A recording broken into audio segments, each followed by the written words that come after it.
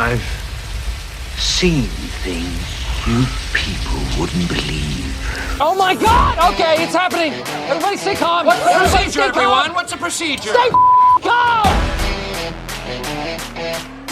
There is so much pain, and I don't know how to not notice it.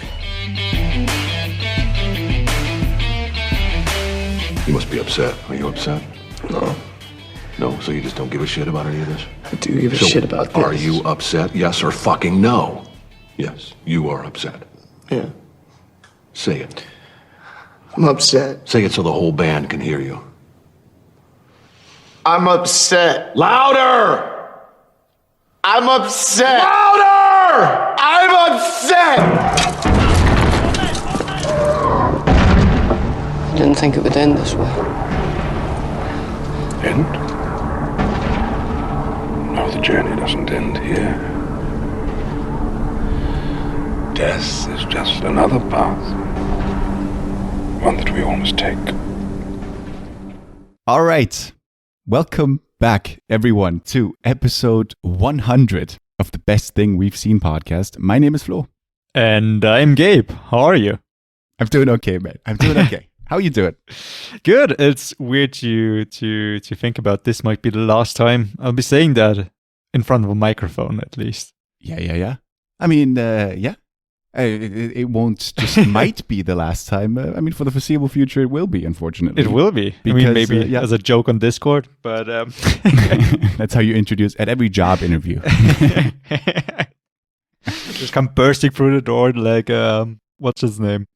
Christ. This is a movie podcast, but I still can't remember the most basic... Through the door? Oh. No. Jack Nicholson in The Shining. Oh, and I'm Gabe.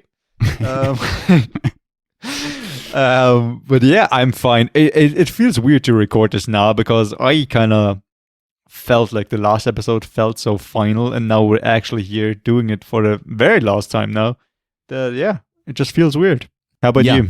I mean, if you haven't listened to to episode 99 yet, this might be a bit confusing, but this is the final episode of our little show here. We wanted to sort of go out with a momentous topic and have fun, and I feel the same way. I feel like last episode was kind of like, like ripping off the Band-Aid, and now we can just like have a regular special episode. You know what I mean? Sure. But yeah, I mean, 100 episodes, just about 2 years, almost to the date when this comes out. Yeah, I mean, what a journey it's been. Thoroughly enjoyable, and yeah, I mean, what are some of the reasons we're stopping? I mean, obviously. 100 episodes, which basically means 100 weekends to record, to watch stuff for the show, to edit, definitely.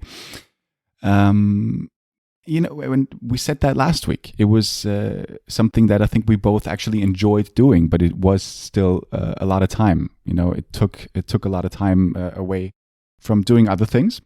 Yeah. But yeah, and obviously, maybe the hope was that we can sort of burst out of our little bubble, which, and I got to be honest, like after 100 weeks, I'm still very proud and honored of the amount of people who are listening to this on a regular basis. Sorry, but and especially like all of the messages that we received when we dropped the news last week. We'll give a shout out to all of you at the end of the episode. A special thank you. But yes. It was really heartwarming, and so in no way that means that we don't sort of appreciate the audience that we have, but maybe one reason for us not continuing is also the fact that, the hope was maybe to gain a little bit more listeners than we managed to do. But, it's a struggle. It's a struggle. And I understand it too. I mean, we're like one of a million or I don't know how many podcasts out there, and, Yeah, we didn't pick up the momentum we hoped we would, but it's fine. I mean, yeah, it is one of the reasons why we quit. It's not like, this isn't going anywhere, let's just fuck it. But yeah, like you said, it takes away a lot of time, and there's so many other things that we would love to do. And just to watch movies that we actually want to watch, not just because they're new and we have to watch something. Not that we didn't enjoy it. There's so many cool things that we got to see because of that. But yeah, it's nice to think that we might have a bit more time on our hands on our weekends. But to be honest, I'm still going to be sad, and it's still going to feel weird on a weekend to not do this. Yeah. But I mean, we're going to have time for our cooking podcast, right? Dude, was that a spoiler? Was that? Dude, it is the last episode. I hope I could end the episode with, and I made da-da-da, and it was amazing. Didn't cook shit this week. You didn't cook shit this I think I had McDonald's last night. Which, Wow. No, sorry. Wow. Or the night before last, and I enjoyed it thoroughly. But apart from that... What did you have as a vegetarian there? What's the? There's or did you like go all out? burger. No. Fuck everything. Yeah, My fuck life is everything. ending. Yeah. No, like the Mac plant burger, which Sure, is sure. vegetarian with fries, and I dipped the fries in a milkshake. The most American Right. way I can think of. To honor to eat my Daniel food. Day-Lewis and Paul Thomas Anderson films. Of course, that's what I meant by that. Sure. With that statement. Yeah. Did you cook something? Come on. Did you pick up the slack from me? Well, I cooked. I heated up a lot of frozen food. Oh, But it's okay. like home cooked frozen food, you know, Okay. That's provided okay. by my lovely mother. You know, it's great. Shout out. Shout out. Yeah, no, but other than that, you know, I'm more of a I do very I make great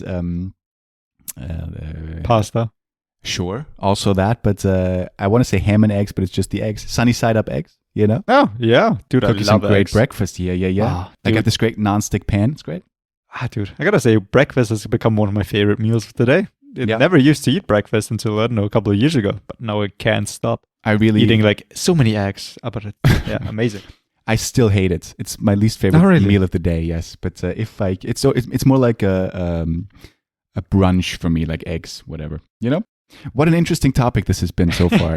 Episode 100 of the Best Thing We've Seen Dude, podcast. I could talk about breakfast for an hour. So That's what I'm saying. The cooking show is coming up. Right. Let's talk about all of the semantics after the show. Mhm. Let's dive into our final special episode of the Best Thing We've Seen podcast, which Mhm. you've heard it in the intro, which I have no idea what it's going to be. But you've seen it in the title, obviously, and it is something that I'm sure many of you have guessed. It is also a topic that longtime listener Leon, he like, I think it was like a year ago. He was like, wouldn't it be fun to do like a special, like the best thing we've ever seen on episode 100? And we had that planned. Like we were right there with him. You know, that was also on our minds. Even if this wasn't the last episode, you know, we were still gonna do this with episode 100 because it is a mammoth of a topic. It is impossible. If you ask anybody what's your favorite film, they're gonna be like, "That's impossible." How impossible is it going to be to rate or to rank sort of the 10 best things we've ever seen? It is, it's take this with a grain of salt. Yeah, I gotta say, I found putting this list together quite easy, to be honest, except for maybe the last couple of picks, because I wasn't sure, you know, what deserves to be on it and what doesn't. But the most important things to me, I put on there, and I gotta just, as a disclaimer, just gotta put it out there. These are not the best movies that I've ever seen, but these are my favorite things in a way. Oh, interesting. Because it's hard to, you know, to quantify what is the best in a way, but I can say what kind of meant the most to me when I watched it, what, I don't know, influenced me the most when I saw it. And that's why it's on there, because otherwise it would be just, I don't know, the 10 Kubrick movies that he made. Right. Yeah. That's interesting. I took a different approach because I literally went, I wanted to sort of go by the best things that I've seen and not my favorites, because Okay. maybe for some variety as well, because I talked about my favorites quite a few times, even though we're going to talk about a lot of things that we've talked about before. But I went more along the lines of the best things that I've seen rather than the favorites. And I'll talk about, interesting. You're going to, for example, you're going to think of one film that's going to be on my list, and I excluded that because I know it's not the best thing I've ever seen, but it is my favorite thing, you know. Okay. Well, that's Yeah. interesting. Yeah. We went quite different routes. But I mean, I still got some very just amazing movies that I just think are also one of the best movies ever made. And shows, I assume, right? And shows, maybe. YouTube Maybe. videos. I want to make the joke as well. If you have a YouTube video on there, I gotta applaud you. I've been spending the last week. I discovered a YouTube channel, or I discovered him through Twitter or whatever. A guy called Matthew Friend, and this is the last regular shout out I want to make because I can't do it next week. This would be my pick for best thing I've seen all week. The dude is an impressionist, Matthew Friend. He's incredible. His dream is to be on SNL. He's 22 years old. Just look him up on YouTube. Matthew Friend, incredible guy. I talked about James Austin. What was his name? James Austin Johnson last week. Yeah. Yeah, and I just love impressionists, but yeah, dude, Matthew Friend is really right up there. A friend as in, someone's best friend? Yes. Okay. Yes. I've been laughing nonstop about his Tim Cook impression, the CEO of Apple. It's just phenomenal. But anyway, I digress. Yes, 10 best things we've ever seen. Yeah. You found this easy. Well, I always knew what some of my favorite things are. Yeah. And those are the things, if somebody asks me what is your favorite movie or whatever, those are the go-to things. Sure. And the things that I have most rewatched probably, and I can always go back to. And if you tell me, I don't know, you want to watch this or that movie tonight, I'm going to be right there with you because I can't get enough of them. Right. Yeah, it's going to be interesting. Do you think we're going to have a lot of similarities? I don't think so. Looking at my list, I don't think so. There's nothing on there that I think you would put on your list, but we'll see. I don't think so either. But we'll see. It's going to be interesting. I'm going to assume it's mostly movies, but we'll see. Yeah, maybe not. Okay. But you told me before as well, even you mentioned it now, with it would be just Kubrick for you, but I don't know if you still did it that way, but you would have a lot of Studio Ghibli films on there as well. Maybe you just limited it to one.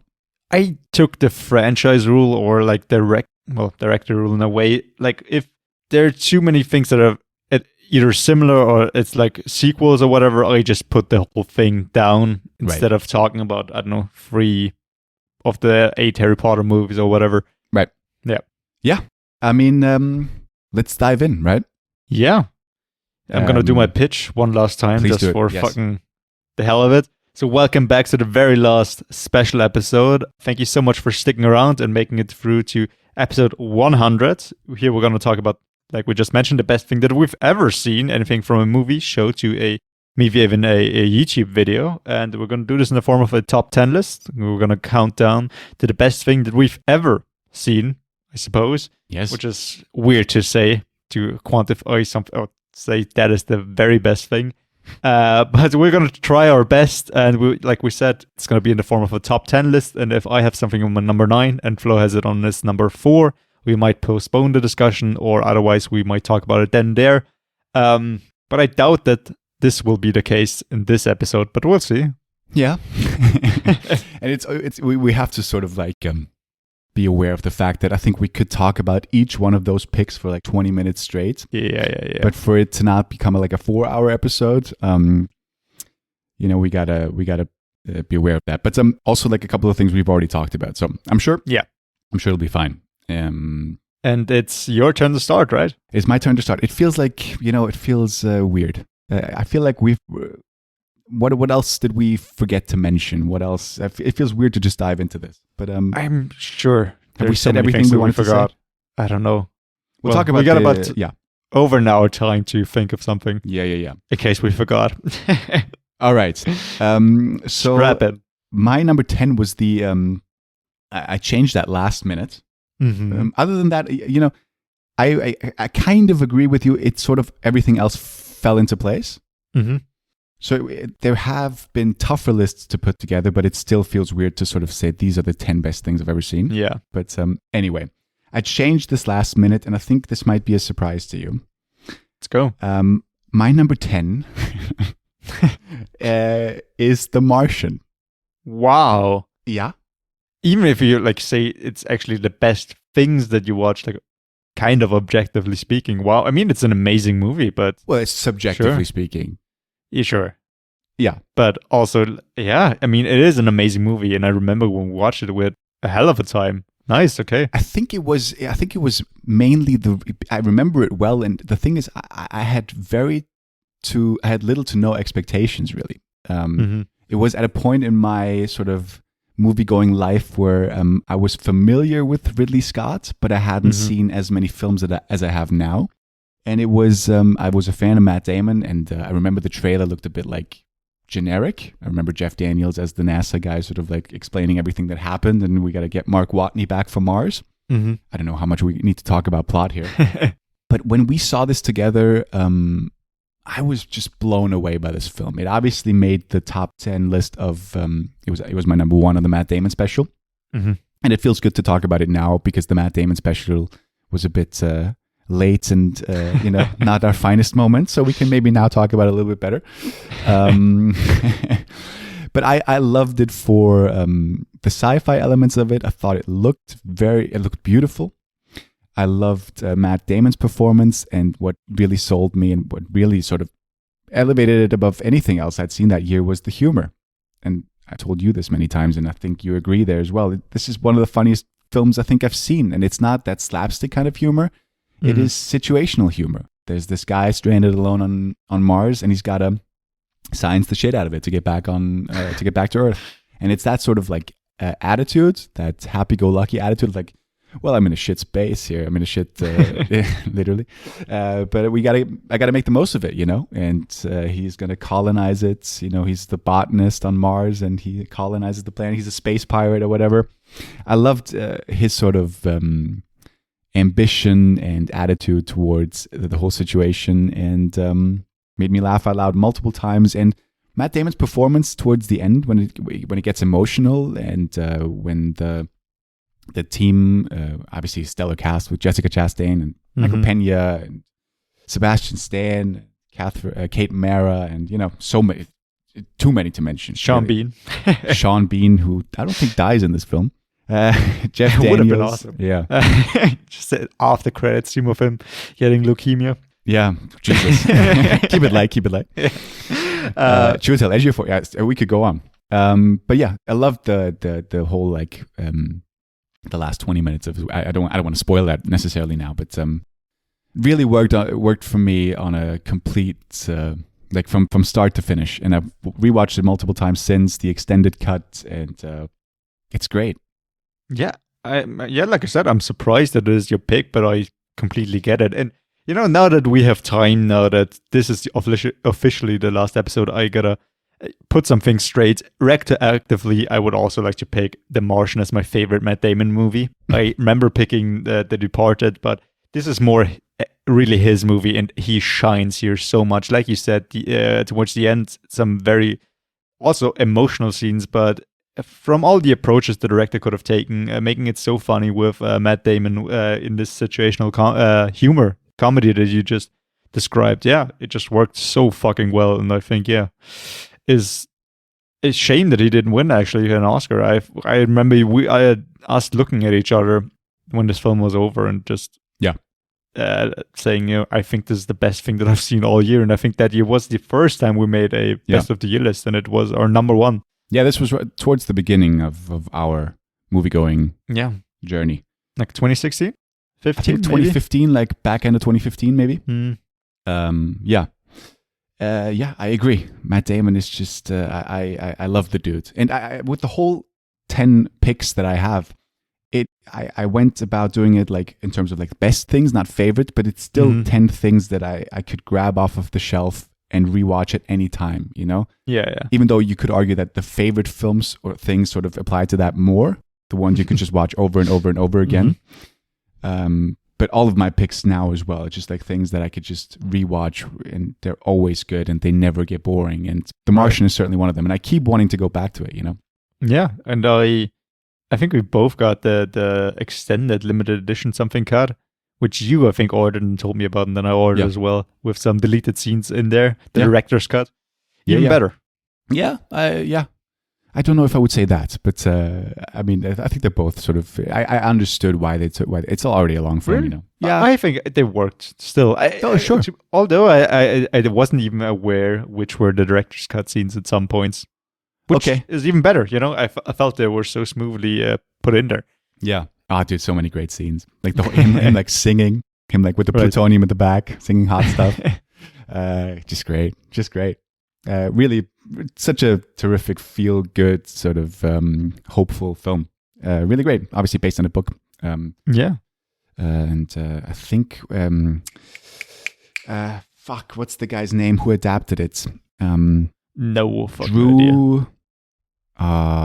Shit. You're on your own, dude. It's the guy, Drew Goddard, the guy who did Cabin in the Woods. He wrote that. He wrote The Martian. Yep. Oh, really? Yeah. I had no idea. Cool. Yeah, good filmmaker. What's your 10? My number 10 is a movie that's just objectively good, I think. But How dare it you? might be... What are you trying to say here? No.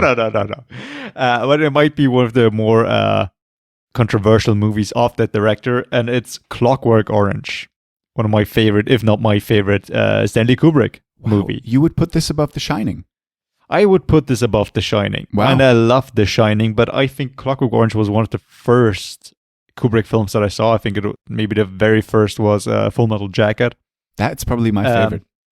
Yeah, Full Metal Jacket. I think so. It's amazing. But Clockwork Orange, I think I saw this, when I was like 15, 16, and it's just changed the way I looked at movies and just made me discover Kubrick for myself. And it's such a weird movie. It is by a classic director, but it's such a weird abstract movie of, I think most people know it. I don't know if most people have seen it, but have seen at least the costumes and this gang that is in the leading role, played by Malcolm McDowell in the lead role. And it takes some very harsh turns. And I mean, it puts the villain in the leading role, which I think is also one of my favorite parts of this movie, because there's so many times when they try to make a movie about the villain of the movie, if it's Joker or whatever. Yeah. And pretty much every time they fall into the same trap and kind of make him into a good person. Maybe not with Joker, but with so many other movies and shows where they try to center on the antagonists or the anti-heroes. They try to make them somehow likable for the audience. And this movie just is based on the life of an absolute bastard. And it just takes you from hating him to pitying him, but never liking him. And I think that is one of the coolest parts of this movie. And also just the aesthetic of the whole movie. The costumes and this dystopian city that just looks like normal day London, I suppose. But it just makes you want to look away at times because it's just so terrible what the people do there, but it just keeps you hooked. And that's, I think, what I love most about this movie. Yeah, it's a great pick. And I think Kubrick in general, I discovered him late in life as well, which makes me sound much older than I am. But he's unfortunately, and this is going to be a theme throughout the whole show, there's going to be so many omissions. Like, because you can only pick 10.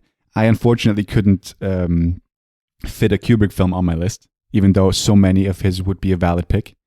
And I remember discovering A Clockwork Orange, and yeah, it's just, Kubrick is just such he is one of the most famous and beloved filmmakers, even though obviously the story is about him being kind of like a tyrant as well. But his films are really, really special.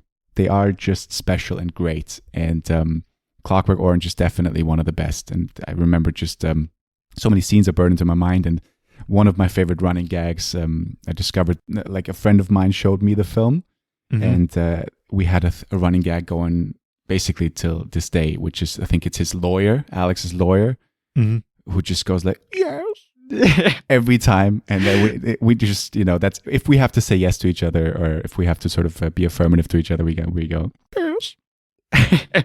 Dude, that's also one of my favorite scenes in this movie. This very weird, maybe his lawyer or like a kid psychologist who just also keeps touching his stick for some reason. Well, that's why he's saying yeah. I love it. Yeah. But yeah, you're right. There's so many great movies of his, and I think I've mentioned this before also. He has tackled pretty much every genre, and I think he has put one of the best entries into each of these genres. If it's war movies with Full Metal Jacket, sci-fi with 2001: A Space Odyssey, with The Shining as a horror movie, with Doctor Strangelove as a comedy, satire, yeah. he's nailed pretty much every genre. You're right. War drama with what's the one called? The great film. Path of Glory. Path of Glory, yes. Period movie, you got Barry Lyndon, which Barry was Lyndon. surprisingly amazing. And you also got, what's the last one I'm thinking of? You got one of the greatest thrillers, or just erotic thrillers, I suppose, with Eyes Wide Shut. Yeah. Yeah, great point. Great point. Absolutely. Right. So that's my number 10. What is your number 9? My number 9, and I don't know if this is the right placement for it, but fuck it. My number 9 is The Office. Wow, I just started rewatching it. Yeah. Sure. Dude, love it. And I am talking about the US version here. And Okay, sure. well, saying sure is a bit controversial here because I feel like the diehard fans are sort of like, well, the originalists. Mhm. They're obviously going back to the Ricky Gervais UK version, Right. which is, a valid point. But I sort of I tried to watch the British version multiple times, even though there's only Okay. like 12 episodes or whatever, and I never really got into it. Maybe that's because I sort of watched the whole American version at that time already, and then it was sort of like weird to connect to the other version. Right. But yeah, I mean, Steve Carell, we could have easily done a special on him because he is in my top 3 actors working today. 3. I would Wow. say I so, knew you yeah. loved him, but 3. Wow. Okay. Sure. I just feel like he's so underappreciated in terms of being a dramatic actor. He's obviously known for his comedic abilities, but whenever he sort of takes a dramatic turn, which he doesn't in The Office. Well, actually, if you, yeah, he's got some emotional elements, and he's definitely as this unlikable / lovable boss. And they sort of, I think the first season is closer to the UK version, where he's like really just total cringe, and from season 2 onwards, he's becoming more and more likable. Yeah, I read somewhere that's due to the 40-year-old virgin, right? What now? That he became more likable because he did that movie with Judd Apatow, right? And I think they talked about his role in The Office and how they could make him more likable, more like this character on the 40-year-old virgin, because he didn't seem as popular a character in season 1. And it really turned the show around. I just started rewatching it, and I think it's season 4 now, and it really gets going from that point on, and he just becomes a way better character from then. Yeah. He's great. And the whole cast, I mean, they're all like phenomenal. Obviously, you got John Krasinski, who's he's exploding right now. Well, he's like now obviously as a director really shining. And we could go through the whole cast. I'm not going to do that. But obviously Dwight Schrute, Rainn Wilson, what an iconic character. Yeah. And for me, it's difficult knowing we're going to do this list. How do we summarize a show in 5 minutes or whatever? When I think back on The Office, my favorite scenes come to mind, and it is a very generic pick for favorite scenes. But the whole like first aid scene where they have the fire drill, and where the first aid lady comes in and teaches them how to do chest compressions. Do you remember that scene? I don't think so. Oh, Maybe? dude, I've watched that I don't know how many times. And obviously, also special shout out to the bloopers of The Office, who they're just phenomenal. Like all 9 or 10. How many seasons? 10? 9, I think. 9. They're all on YouTube. They're all just brilliant. With him like folding the TV into the wall, whatever. But you got to remember that first aid scene where I think it was Stanley who had it was definitely Stanley who had a heart attack, and then after that they sort of they bring in a lady who's teaching them how to do chest compressions and what to do in an emergency, and Dwight just goes like, it cuts open the doll and cuts off his face and puts it on and goes, "Hello, Clarice." And then Steve Carell goes in and he wants to do chest compressions, and she goes like, no, you gotta do it to the tune of Staying Alive. And he goes like, "First I was afraid, I was petrified," which is a completely wrong song. And then everyone else is sort of singing along, with Andy sort of being the one who's like totally feeling it. What's the Mindy? What's her name in the Mindy Kaling's? Is it also Mindy? No, it's fuck. She's the one with Ryan, right? Yeah. What's her name? Kelly? No. Kelly, yeah. Kelly. she's just standing up and vibing to it. You got to rewatch that scene alone. It's the best thing. And I think it's also the same episode where Jack Black is in the film with the mother from Malcolm in the Middle, where he's the one falling in love with her, the older lady, because they're watching it in the break room. This fake film with Jack Black and the lady from Malcolm in the Middle. No idea. Oh, you got to rewatch that. I think it's season 4 or 5. Just watch that whole episode. Okay. It's unbelievable. That's probably coming up. It's been a couple of years now since I saw The Office, I think. Yeah. Well, you must be coming up to it now. I think it's like a double episode. So 2 episodes back to back about that topic. It's phenomenal. And the whole show, it just completely worked. I loved all of the characters. I loved the way they changed sort of the main character of Michael in comparison to the UK version and throughout the whole show. And so many great scenes and just fantastic. Nice. Yeah, I gotta say, I never actually finished The Office. Okay. So I think I'm missing the last 2 seasons. For obvious reasons, right? I'm assuming. No, because of other reasons than you might think. Okay. But I know what is going to happen. But I gotta say, I kind of understand why you might not relate to the UK version, because it is really the characters that you fall in love with, and to kind of see other people do that might not be as interesting, because also just the flirting between Jim and Pam is one of the most maybe not realistic, but the most immersive feeling you have. Like, you feel like you were there. You know that feeling of trying to talk to somebody, and it's just, you just root for them the whole way, and it just makes you fall in love with those characters.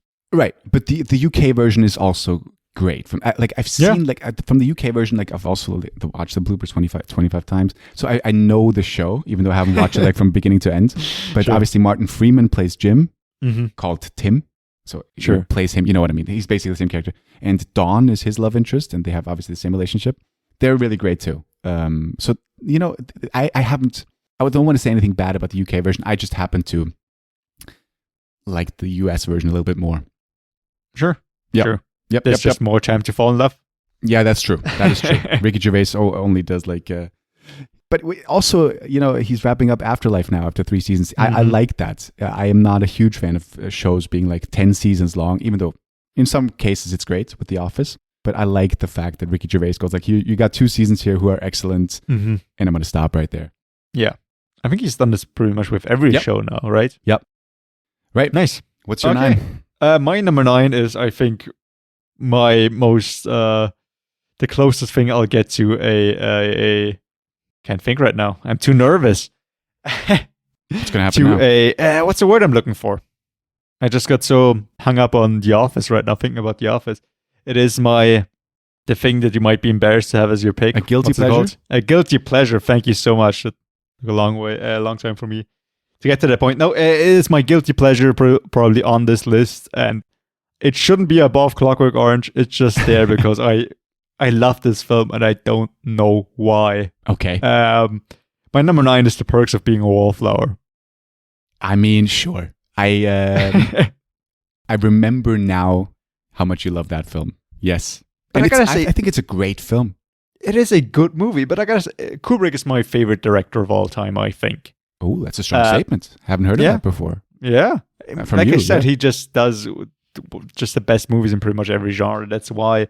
But The Perks of Being a Wallflower, it just grabbed me. I remember watching it for the first time when I was like 14, 15, I think. Yep. Which was just a perfect time to watch it. And I loved it. And it's the kind of movie my girlfriend wanted to watch it with me. And I wasn't a fan. I was like, okay, this is like going to be another cringy teenage love movie, right?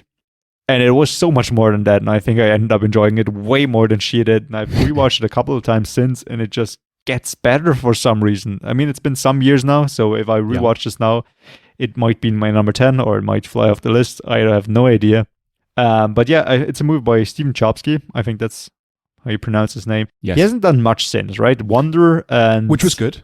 Yeah, I liked which Wonder. was good, but not as good as Yeah. this movie, I would, in my opinion, at least. I agree. But yeah, it's more of a coming of age story. I think most people know this movie, but it's also Emma Watson was in this.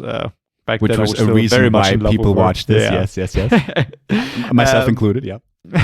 But it's still got other great actors. The first time, at least, that I saw those actors anyway. I mean, Logan Lerman has done a couple of things since. Ezra Miller really broke out for a while.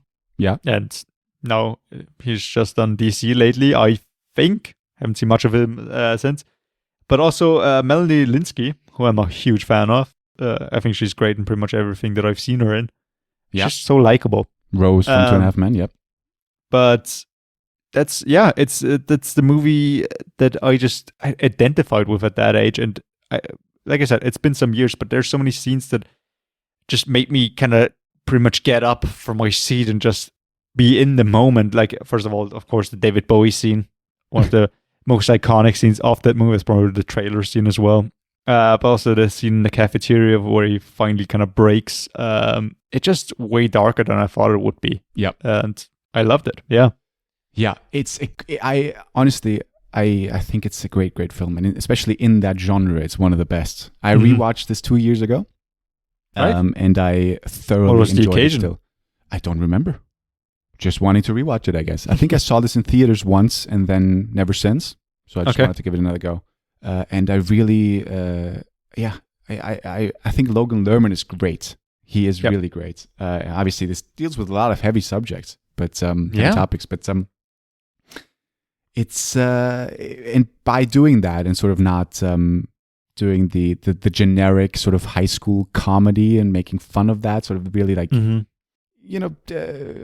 dissecting bad things that can happen in life too, and sort of dealing with that, and obviously dealing with love and how much of a struggle that can be too. And it's amazing. And I was surprised as to how much I enjoyed it the second time.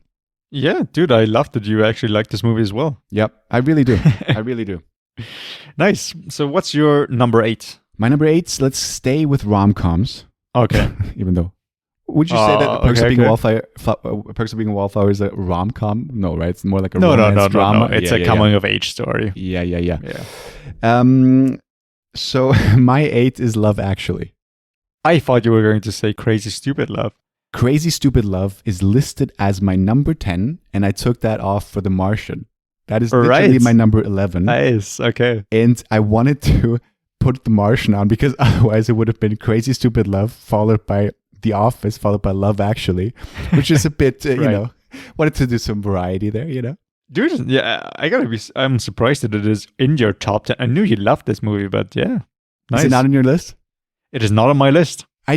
We talked about this obviously before as well with the Christmas special. Yeah.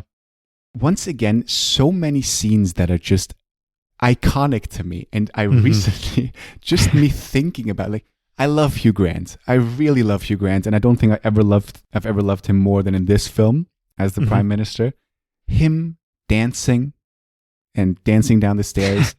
It's phenomenal. And it could have been so much more generic and worse, but it's the way he does it too. He fits it perfectly. And Richard Curtis, the way he wrote and directed this film, I loved it. We saw this together too. So the second film I saw with you, that's made the list in theaters. I'm honored. Yeah. But it's just, once the same thing. I wasn't expecting too much, but then right from the beginning, like, and every storyline is great. Whether it's Colin Firth and the Portuguese cleaning lady, whether it's the British guy who wants to go to America to get laid, and he happens to is in one bar and picks up the 4 most beautiful women, which there could be issues with that. Yeah. But I think it's funny. Yeah, I think it's funny. Whether it's Martin Freeman being a stand-in for a porno set and just like grinding on some random lady and falling in love with her, which really didn't have to be in the movie, but works so well. Just, I just love it. I just love it. But also the emotional scenes of Rickman's story, right? And Emma Thompson. Yeah. Oh, that's really the best. It hits you. That's the best scene of the film, and I think I said this on the Christmas special. I echo Kit Harington's words. I think he said that's the best acting he's ever seen. No, I'm not going to say it's the best acting ever seen. But Emma Thompson's reaction to get her to her Christmas present, sort of her going into the next room, and then sort of picking herself back up to keep the kids happy and to sort of pretend like nothing happened. it gives me chills, man. It's just so well written, but obviously Emma Thompson is the one who sort of performs it and just knocks it out of the park. So Alan Rickman, what a shame that he's not with us anymore as well, like so many other great actors who went too soon. What other scenes do we have in Love Actually? Obviously, did we cover the biggest ones? Maybe not the signs with what's his name, Abraham? No, what's his name? Something Lincoln, Andrew Lincoln. Andrew Lincoln. Yeah, Keira Knightley. I think probably the most iconic scene, at least for me, which is like the one that gets the most homages to. Absolutely, yeah. With Chiwetel Ejiofor, Also, trying to confess the love to your best friend's wife. A bit of a interesting movie. Sure. It just, this is just, I want to make it my tradition to watch this every Christmas. I don't, because I haven't sort of found the time or whatever for various reasons. But every 2 years or so, I put this on, and it's a feel-good film, even though there's some sad scenes in it. But it's just, obviously, Bill Nye as the his relationship with his manager. Just, what's the song again? Christmas is all around you. Yeah, of course. And he keeps messing it up. Love is all around you. Yeah, I mean, it is one, if not the best Christmas movie, like we established. I gotta say, it didn't work as much for me the second time. I still loved it, but the first time was just one hell of an experience, and I didn't think that I would love this movie half as much as I ended up loving it. Oh, dude. Liam Neeson with his kids. His son, Laura Linney with her crush on Rodrigo from the Rodrigo Santoro, the guy, I think that's the actor's name. I can't remember. I completely forgot about that. So also fucking heartbreaking. So heartbreaking. And they dance to Norah Jones' Turn Me On, which is a great song. I discovered that through that scene in the film. Love playing that on the piano. It's got a great chord progression. Anyway, we could go on. I mean, love it. What's your 8? My 8 was maybe one of the most influential franchises that shaped me as a kid, which was maybe franchise is the wrong word, but it is The Lord of the Rings. So you never see Pitch Perfect. You're going with the whole franchise. Yeah, sure. But all 3 movies in the trilogy. I'm not including The Hobbit. Right. I'm surprised this is not higher. It's so difficult. If I rewatch this, maybe I'd love it even more. And it's just, I haven't seen it in such a long time, but I want to have it on my list. And it is favorite things, but I guess it is also like best things that I've seen. And there's some other things that I think are just fucking amazing classics that I think everybody should have seen. Yeah. But yeah, The Lord of the Rings, I remember watching it. I actually watched the 3rd installment first. Okay. Not on purpose. My bros watched it and I was like, okay, you can watch this too. And I was like, I don't know, 5. And I was like, oh my God, no, maybe I was 6 or something. It's like, oh my God, I can finally see The Lord of the Rings. And I loved it. I was so fucking afraid of Gollum though after that. I was when the lights were out, I imagined him sitting in a corner. Insight into my psyche. I get it, when I was a kid. But when that kind of broke the seal in what I could watch when I was a kid, and I was like, okay, fuck it. You've seen Lord of the Rings, now you can see all of them. And I remember when I was a kid, I watched them pretty much every day. Every single day I put on another Lord of the Rings, or especially the second one. And I'd always fast forward to the fight scenes because I was a kid. Yeah. To the point that when I rewatched it and was like, I don't know, 14 or something, I didn't even remember a lot of the scenes because I kept skipping them when I was a kid. But it is one hell of a story. Also, if we watch the behind the scenes, one of the best, if not the best behind the scenes to any movie except for maybe Heart of Darkness. Have you seen that? I haven't, but I've heard great things. And it's on my watch list, but it's also on Amazon Prime. I love how you shout it out as one of the best documentaries. I haven't seen it. Everybody keeps saying it's one of the best ever. And I heard the crazy story that some of the crazy stories behind the movie. That's why I'm saying it.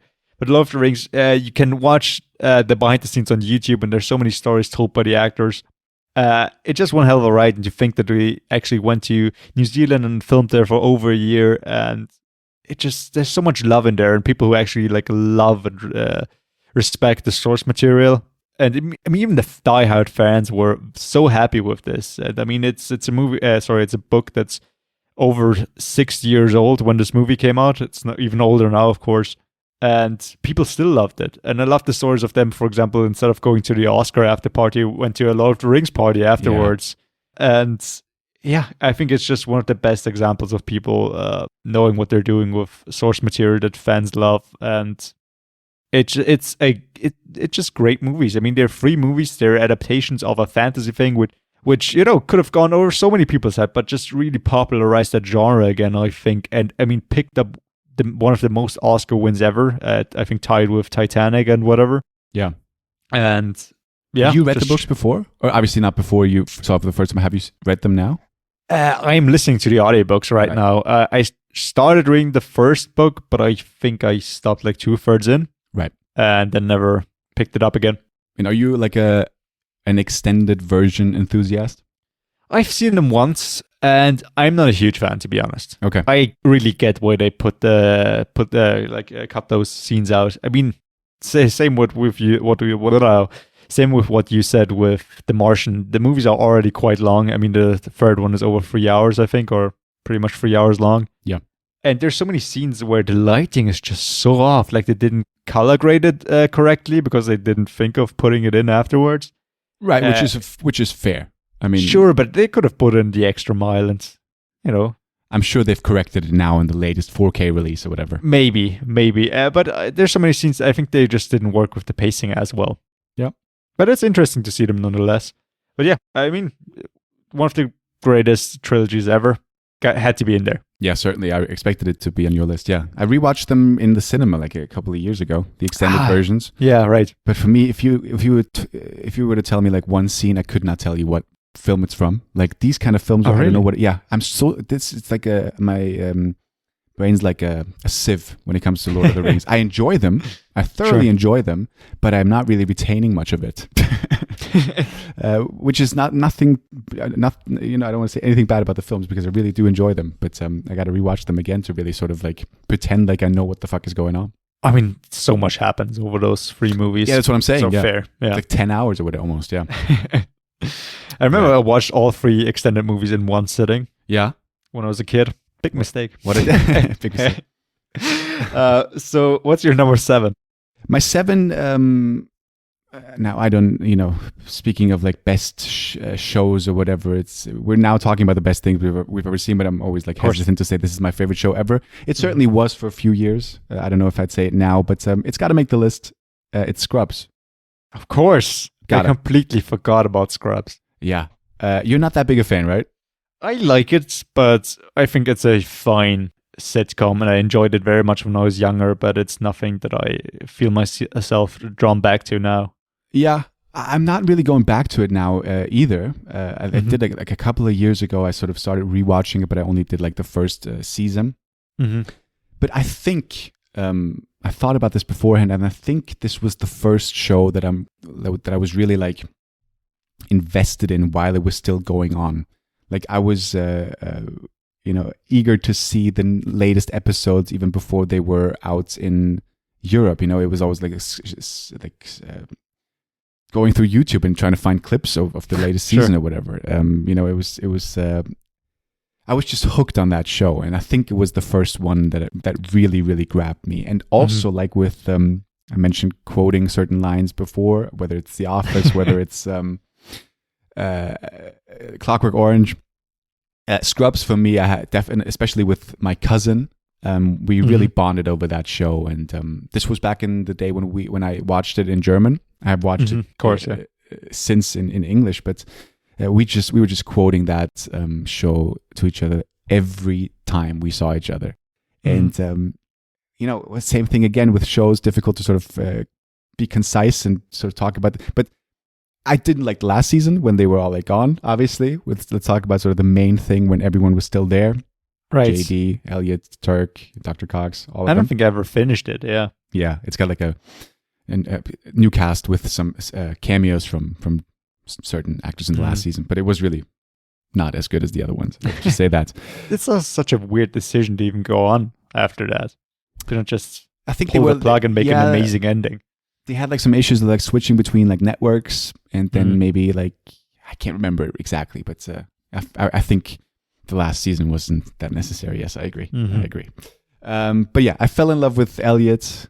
Definitely one of my first TV crushes. I love JD. I love his relationship with Turk. That whole musical episode stands out to me. I don't know if you remember that, where they're professing their guy love to each other. How you don't think so? No. There's this patient who hears everyone she's got like I think a tumor, and that Right. Yeah. apparently everyone sings in her mind. Which I've watched that so many times, that whole episode. And you know, another scene, which is one of my favorite comic scenes ever, is JD obviously with his Appletinis. Yeah, I knew you were going to say that. Have we talked about this before? Yeah. Dude, it makes me laugh so much. Him like at the bar where he's with Elliot and Melody, and they're both mad at him, and he's got to pay for an Appletini, but he only has $100 bill. I don't want to quote the whole thing now. I can't do it justice, but you know, it's just great. I found another fiber. Take that too. I just, you know, Scrubs for me. Dr. Cox, iconic. Just, yeah, falling in love with all of the characters, really. And I just, it really, really, I watched this so many times as well. Like whenever it was on, I watched an episode. Same. Because it was always on. It's one of those shows, that you come home from school and then just turn it on like that, or Simpsons was always on. And you should watch with your friends or your family. There's also a couple of scenes that I remember quoting back to my brother so many times, back then, of course, also in German, but when he is imagined being at Turk's wedding, and he's being asked, dude, you have the ring? Just pull the camera pulls over to him. He's just in this ridiculous costume with like 100 rings, going, it's gotta be one of these. So many flashbacks of him and Turk, which is just great. Them back at college, or it's just fantastic. Love it. Nice. Yeah. Obviously, they're doing a podcast as well now. Like, oh, really? Of course. Who isn't? Yeah, but they're really successful. They're doing podcasts on every episode of Scrubs, and sort of rewatching it and having guests on and talking about every episode. It's great. Nice. Yeah. I mean, we got to mention this one more time. You met the guy once, right? Yes, I actually asked him a question. Yeah, Zach Braff. Yeah. I kickstarted his second film, like his second directorial film. And he invited us to London for a screening, and afterwards it was a Q&A, and he actually picked me out of a crowd of people who were like raised their hands, and I was like, are you asking me? Are you sure you're pointing at me? And I was like, yeah, you. I was like, I couldn't believe it. Oh, that makes my heart. Yeah, it was great. It was great. Yeah. Yeah. Love it. Yeah. What's your 7? My number 7 is probably the oldest movie on this list. Okay. It is Seven Samurai from 1954. Did you put it on at number 7 purposely? That was just a great coincidence. Thank you. I mean, I put something else at my number 6, and I put this at my number 7, and then I thought about changing it, but it was too perfect to change it. Right. Seven Samurai. I think most people have heard the title, but I don't think most people, or at least a lot of people, actually know what the movie is. Because it's quite an old film. It's over 3 hours long, I think 3.5 hours. So I get it why most people haven't seen it. Yeah. It is a movie by Akira Kurosawa, one of the best directors ever. One of my favorite directors, at least.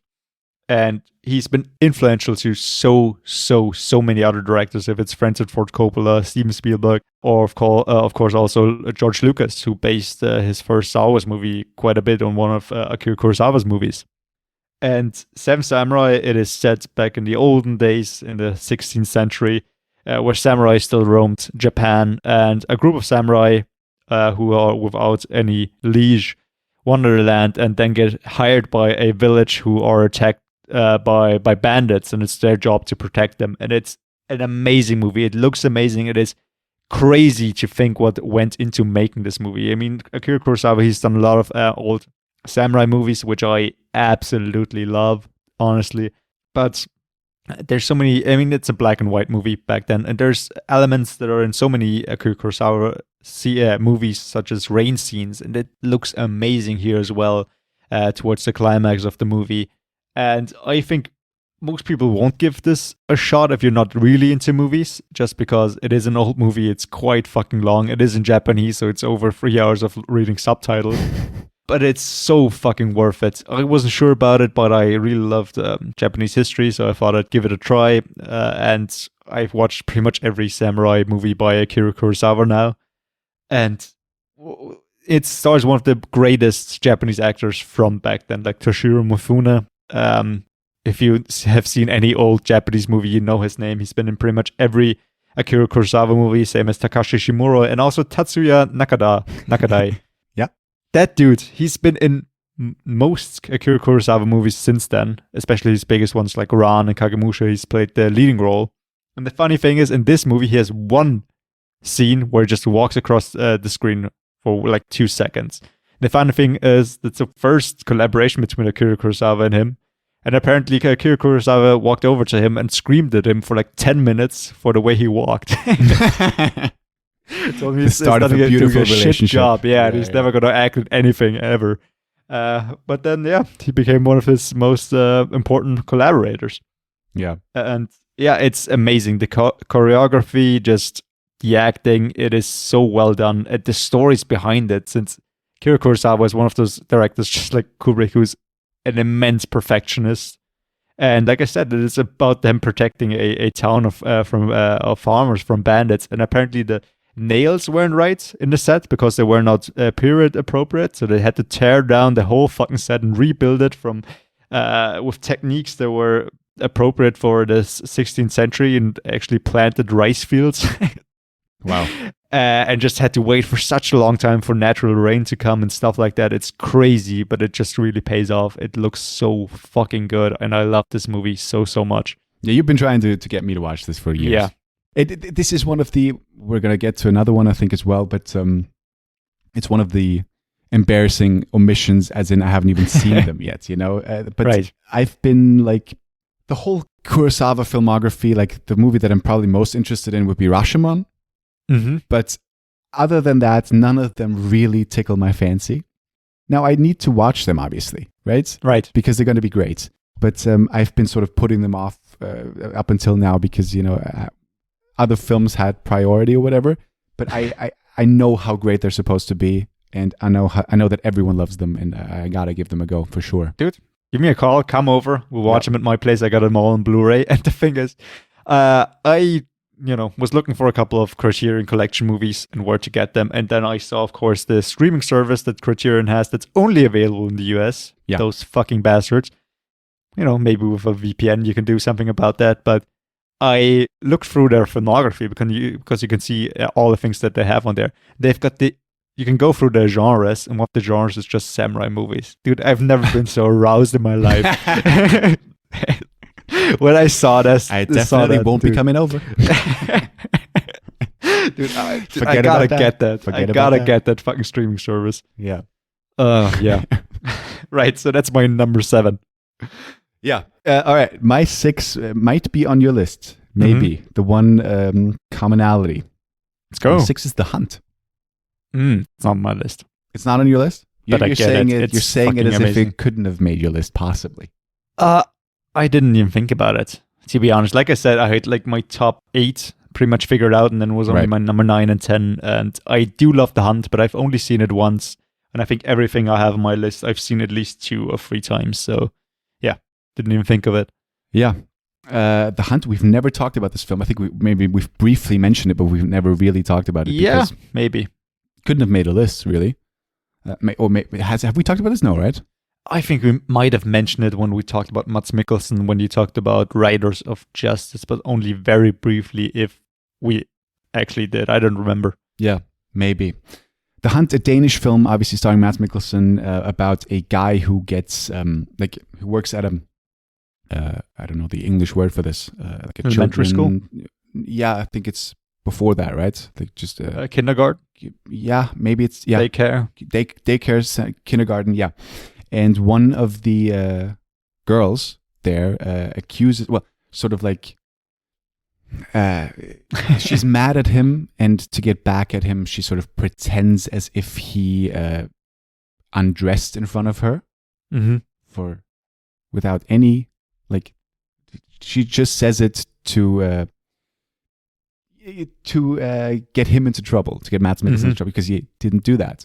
but it spirals out of control because he then gets the everyone thinks that he is a obviously what's the word? Pedophile, child molester. Yeah, all of them.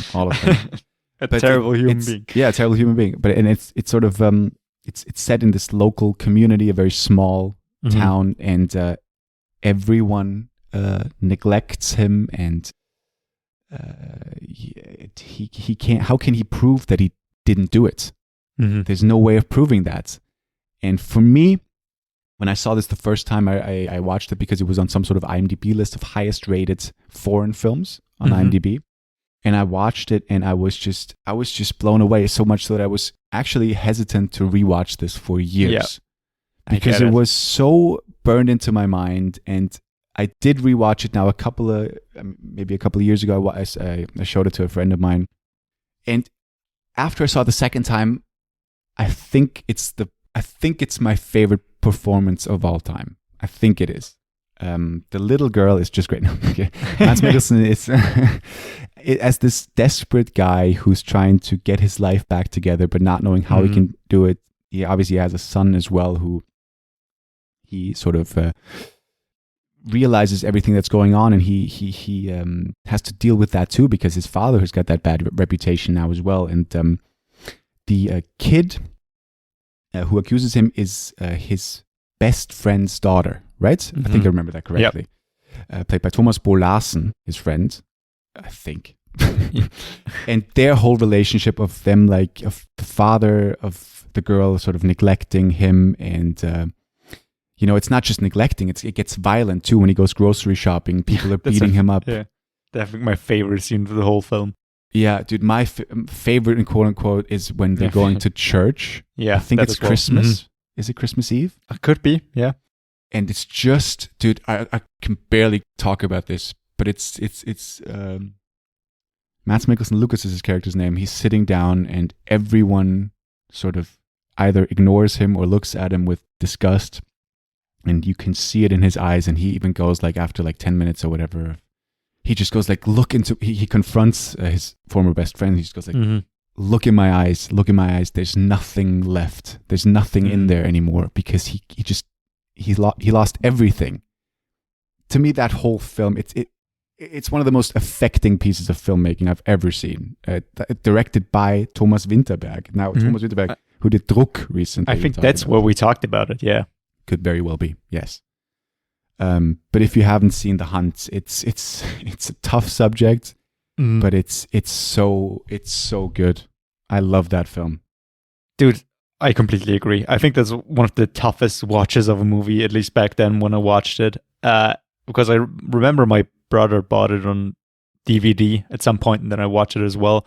And it's so tough to watch, and I think that's the reason why I haven't rewatched it since. I just couldn't bring myself to watch it again. It's so fucking hard to watch, even though I know the ending, but also the ending is fucking...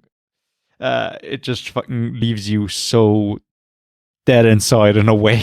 The film just still rings in your ears and just resonates with you even after it's done. It just stays with you for such a long time, and it still does. And I think that's probably the most endorsing thing you can say about a movie is that you think about it. And I think years later, and I think it's been close to 10 years that I've seen it. Yeah. So yeah, absolutely. Amazing movie. You're right. Incredible. Could have easily, because I've already looked ahead at my number 4, and I was like, why did I put this above The Hunt? But anyway, The Hunt could easily be a top 5 film for me, and it might be, difficult to make these things, but absolutely love it. Yeah. What's your 6? My 6 is something that I've talked about before, so I'm gonna keep this brief. It's Over the Garden Wall. Now, this was a Netflix recommendation once, right? Because I don't think long time ago. Yeah. You can talk about this. I don't think we talked about it in depth. Haven't we talked about it since at some point or something? I expected this to be higher for you as well. Again, the under 50K rating episode, maybe? I don't think it qualified. I think it had just above that, right? Or maybe, I don't remember. Either way, Over the Garden Wall, it's an animated show. It's a mini series that aired on, I think, Cartoon Network back in 2014, I think. It's made by Patrick Hale, who hasn't done anything big since, as far as I'm aware. But it stars Elijah Wood, And Melanie Linsky, once again, two names that I have already mentioned, or at least Melanie Linsky. But it also stars actors such as Christopher Lloyd and John Cleese.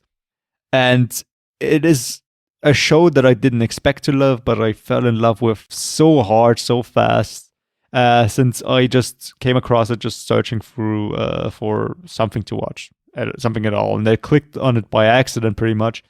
Like, okay, let's give this a shot. It's 10 episodes, 10 minutes each, and I watched it in one sitting, I think, and I loved it so much. It's the story of two brothers who get lost in the woods and suddenly end up in a very weird place with talking animals and monsters and beasts and have to find their way home. And it's less straightforward than you would think. It's not just them trying to find their way home, but also just the adventures and people they meet there. It kind of seems like a kid show at times, but it's way darker than that. And from the music that's sung in this show to just the animation style and the voice acting is so amazing and has this very weird vibe to it that I love. And I think more people have seen this than I expected, but I think it just deserves even more love than that. And you haven't seen this, right? I still haven't seen it, no. All right. To my shame.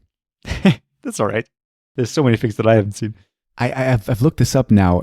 You haven't talked about it because it has less than 50,000 ratings on IMDb. Mm-hmm. But I think you excluded it on the underrated special because we had talked about it before. Could be. I think that was what it was. Maybe. Yeah. Yeah, no, I need to watch this, yes. I mean, there's so many things that go over your head the first time you watch it. There's so many subliminal messages in there, and so much backstory to characters and names that makes so much sense once you finish the show that I don't want to spoil anything. But I think it's like I said, it's 10 minutes, 10 episodes. So I think I would watch this in one go. It's like a movie, and it's so heartwarming, especially towards the end. So fucking good. I mean, I even went as Word, the main character for Halloween. You did. Yes, you did. I saw the pictures, yes. So yeah, that's my number 6. Right. Short and brief, just like the show. So what's your 5? My 5 is Whiplash. You just sounded like Borat. My 5. My 5. Very nice. Whiplash. That's one of my favorite recommendations of yours that you ever gave me. Thank you. I think we watched that together, right? You watched it. Could be, yeah. I had seen it before and I showed it to you at my place, I think. Could be, yeah, I think so as well. And I was so tense, like the last 20 minutes. If you've seen the film, you know the scene I'm talking about. Mm-hmm. My heart was fucking pounding the second time I watched it. I don't know why. I knew what was going to happen. Whiplash, we've never ever talked about on this podcast, and I'm happy to get to talk about it now. Speaking of great performances, J.K. Simmons, him winning the Academy Award for this, I remember this. I was so happy about that because it's, again, one of the best performances I've ever seen. Miles Teller as this up-and-coming drummer who gets accepted at Schaefer University, I think. I'm pulling these names out of my ass. I think that's right. Isn't his name Schaefer? I think his name is Fletcher. Fletcher, right. J.K. Simmons' name, yeah. And he's this notorious music teacher who in the beginning seems very, very nice and accommodating to Miles Teller's character. But then it very soon becomes apparent that he's a tyrant, and he has his own unique ways of getting the best out of his students and also the worst, very controversial methods of chucking chairs at them and sort of insulting them and screaming in their faces. But this was obviously, I think, the first feature. Well, he did Guy and Magdalena on a park bench, but this was like the breakthrough film for Damien Chazelle, who now did La La Land, First Man. Now his next film is going to be Babylon, which I'm looking forward to. But Whiplash came out in that time when I discovered my true love of movies. This was during 2014 with Nightcrawler, with Birdman, with Gone Girl, and Whiplash was right in that time. And I remember being really hyped about it, hearing a lot of great things about it, and then finally being able to watch it. I was just blown away by this. I was blown away by how it looks. I was blown away of how fast it was paced. Like there's not a dull moment in that film. And I was blown away by the performances. And towards the end as well, like in terms of musical ability that Damien Chazelle possesses, obviously, him being able to convey that too, put that on screen. But the way Miles Teller learned how to play drums is incredible. And the way that J.K. Simmons sort of embodied that guy who really goes over the edge to achieve his goals is remarkable, and it's almost, I hate to say that word, but it's close to a perfect film for me. I get it, and it's cool to finally see J.K. Simmons in a leading role, because he's been the supporting actor in so many things, at least that I've seen. Well, he was still supporting actor here, but he's got a big role. More, yeah. Yes, a way bigger role than usual. And yes. Yeah, you're right. It's amazing. He's playing I suppose, Stanley Kubrick of music. Yeah, Being an absolute prick, but making amazing music. Yeah. Oh, dude. So many great scenes in that film, and I love it. It's such a tight film. It's a kind of movie. I mean, I am the most unmusical dude you will ever fucking meet. From, I don't know, being able to sing or play music or whatever. But when you watch the movie, you feel like you know something about music, and you feel like you're really into it. And it's, dude, that's so cool, and you just really feel the beat. And I'm the most fucking I have no fucking rhythm at all. But it just makes you feel like you're there. Like you kind of feel the music, the way he plays with sound, and the ticking of the drumsticks is really fucking cool. Yeah, for sure. It kind of reminds me of Uncut Gems, from that really fucking fast paced, that stressing you out. Yeah. But I think I don't think it's that long of a film, Whiplash. No, it's like 90 minutes, right? Yeah. No, 94 maybe. Yeah, an hour 46. Okay. But Uncut Gems, to me, I know exactly what you mean, but that's on top of that a pretty long film too, and Whiplash really goes by rather quickly, I think. Yeah, love that film. I get it. Yeah, nice. What's your 5? My 5 is something that I've talked about, I think, at some point, or at least professed my love for it. It's the show Futurama. Wow. Yeah. I did not expect this to be higher than like Over the Garden Wall, for example. Wow. Yeah, the thing is, I think Over the Garden Wall is like a 10 for me, and Futurama is a 9, just because there's so many more episodes and some are better than others. Right. It's not perfect the whole way through, but Futurama is the show, I think I've mentioned it 100 times, the show with which I learned English. My very broken English that you hear today.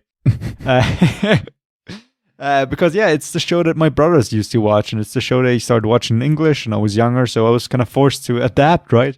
And I started watching this, not getting a word of it at first, but kind of learning along, and it's just, I can watch this still, and I still watch this like once a year probably, and it's just fun every fucking time. It is, of course, created by Matt Groening, I never know how to pronounce his name, the creator of The Simpsons.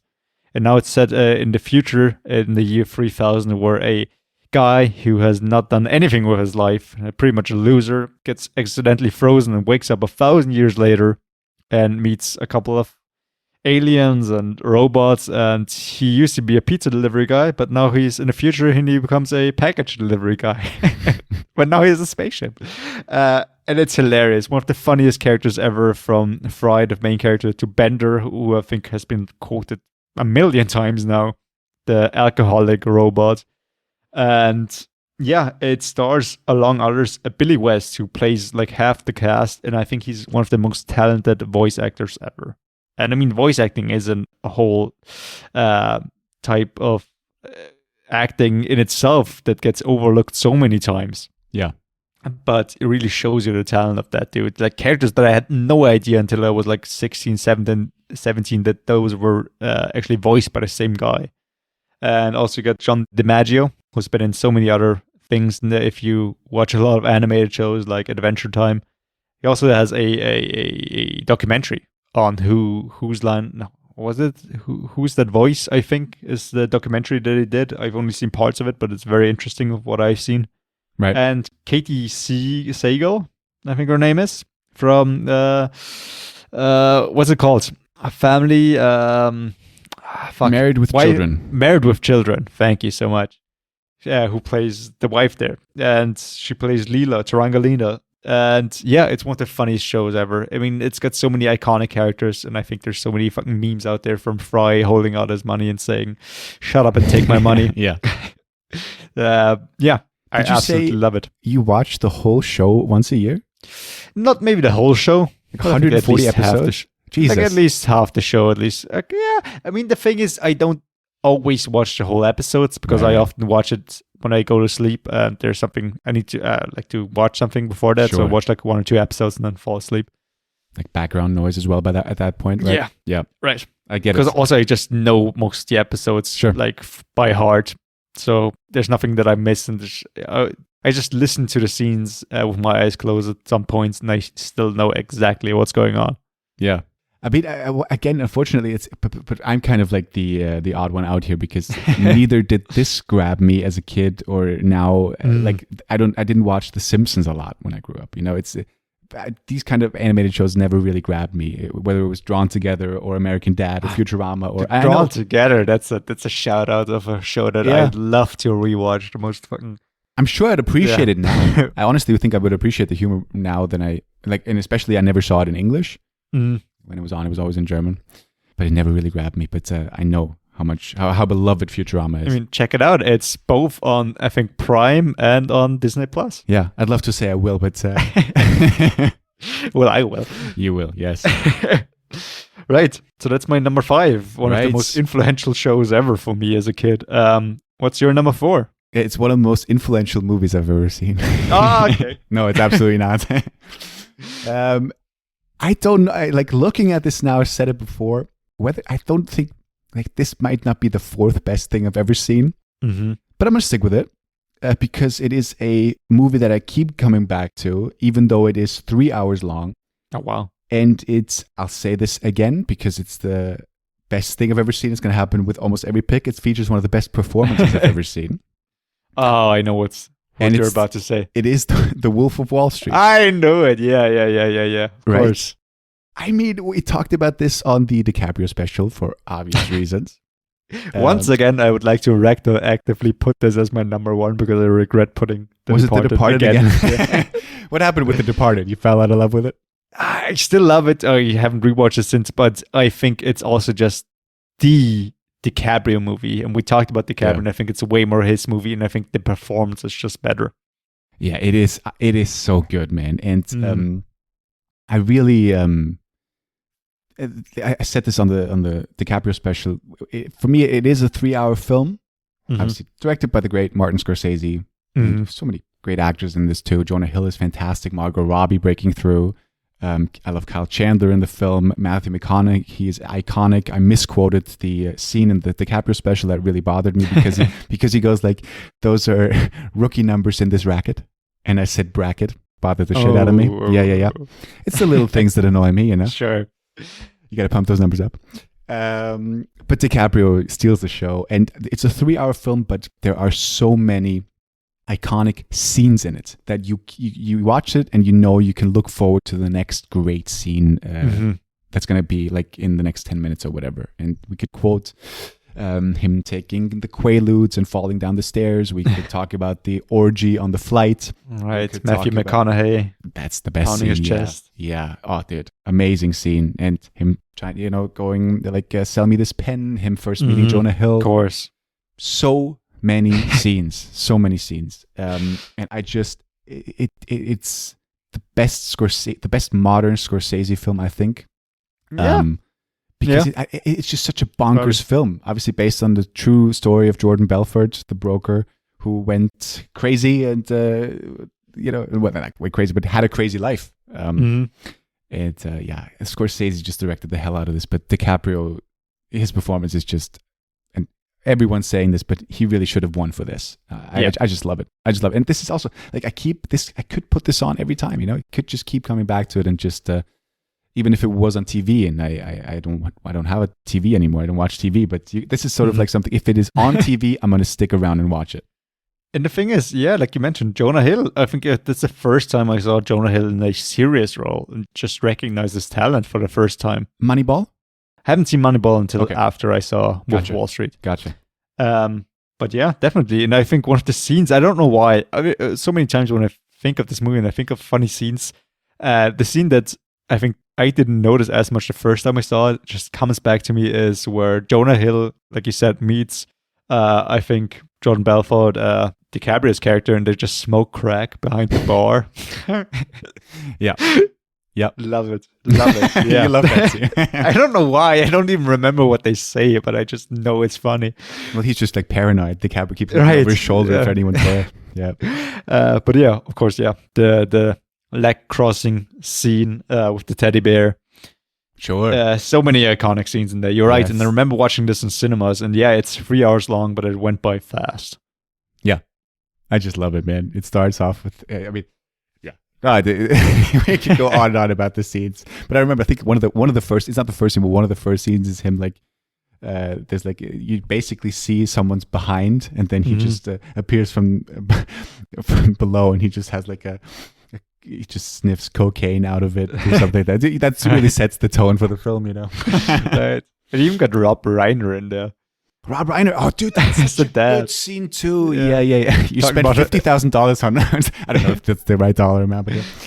And then there's just like cracking up. It was expensive dinner or whatever, Right. expensive champagne. It's just everybody's shaved now. They get laser down there. Have you seen this? I couldn't believe it. Yeah. Right. I mean, we even got one of the most iconic scenes, I think, in the intro back then. The "I'm not leaving." I'm not fucking leaving. Yeah. We shouldn't. Love Yeah. Love it. Which unfortunately doesn't apply to this show right now. Yeah. We are fucking leaving. We're fucking leaving. Right. What's your 4? A movie that I've talked about extensively. It is Arrival. Of course So, it is. I won't bore you to death. I just the fucking basics. I mean, Arrival by Denis Villeneuve, one of the best sci-fi films that I've ever seen. The best sci-fi film of the 2010s, or at least the 21st century, I suppose. Yeah. It is amazing from both directing and acting. And what I just love most, one of the things that I just love about this movie is just the music and the sound by Johan Johansson. Yeah. It's amazing. It just embodies the movie's mood and story in a way that you just hear that sound and you immediately think of the aliens and the ship and everything that takes place there. Movie that I didn't expect to love as much. I mean, Yeah. I said it so many times, but I didn't love it even as much the first time I saw it because I nearly fell asleep because it started at like midnight. Yeah. And I was so fucking tired and I had to pinch myself to stay awake. Literally. I actually pinched myself to stay awake. But I think the sort of the big thumping noises, or like the Hans Zimmer like music sort of that helps you not to fall asleep, right? When actually, it kind of horns rocks come you in. to sleep. It's just Really? that constant of just for some reason really put me to sleep. Kind of white noise, yeah, I guess. Yeah. But yeah, it's just a movie that gets better every time I watch it, and it's the movie that I recommend to everybody who hasn't seen it immediately. If somebody says, "What's like your favorite film?" That's like in my top 3-4 movies. Yeah, I'm ever. surprised it's only 4. I know of 2 others that are going to make your list, but the third one will be interesting. I think my number 4 is high. Arrival's higher than my number 3. Yeah. But there's just so much nostalgia connected with my number 3 that I had to put it there. Gotcha. But Arrival, I remember you saw this so many times in cinemas when it came out. Like 4 times at least, yeah. And I've seen it since, and it still works for me. I think it's a great film. I said this on the special. It's the opening, especially, that just gives me goosebumps every fucking time. And like I said, I've seen it so many times I can almost quote it line by line, that intro. But it still works. And I mean, I can't say a lot about it because I've talked about it so much on our special. If you're interested, check that out. There's so many other great things that we talk about there. But yeah, that's my number 4. But I echo it. It's one of the best sci-fi films of the 21st century. That's for damn sure. And Denis Villeneuve is a genius. We talked about him multiple times as well. Yeah, just because it's such an original approach to the whole genre. Yep, it is. And Amy Adams is great. Jeremy Renner is great. I love her. Yep. So I fell in love with her with that movie. Yep. Yeah, she is great, and it's a great film. Definitely. Right. So my what's your 3 number 3? we can sort of skip as well because we've talked about it before as well. But it had to be in there. What was that? I just had to laugh at the word "but." I know you did. My 3, and it should have been number 7. It's 7. Okay. Of course. Yeah.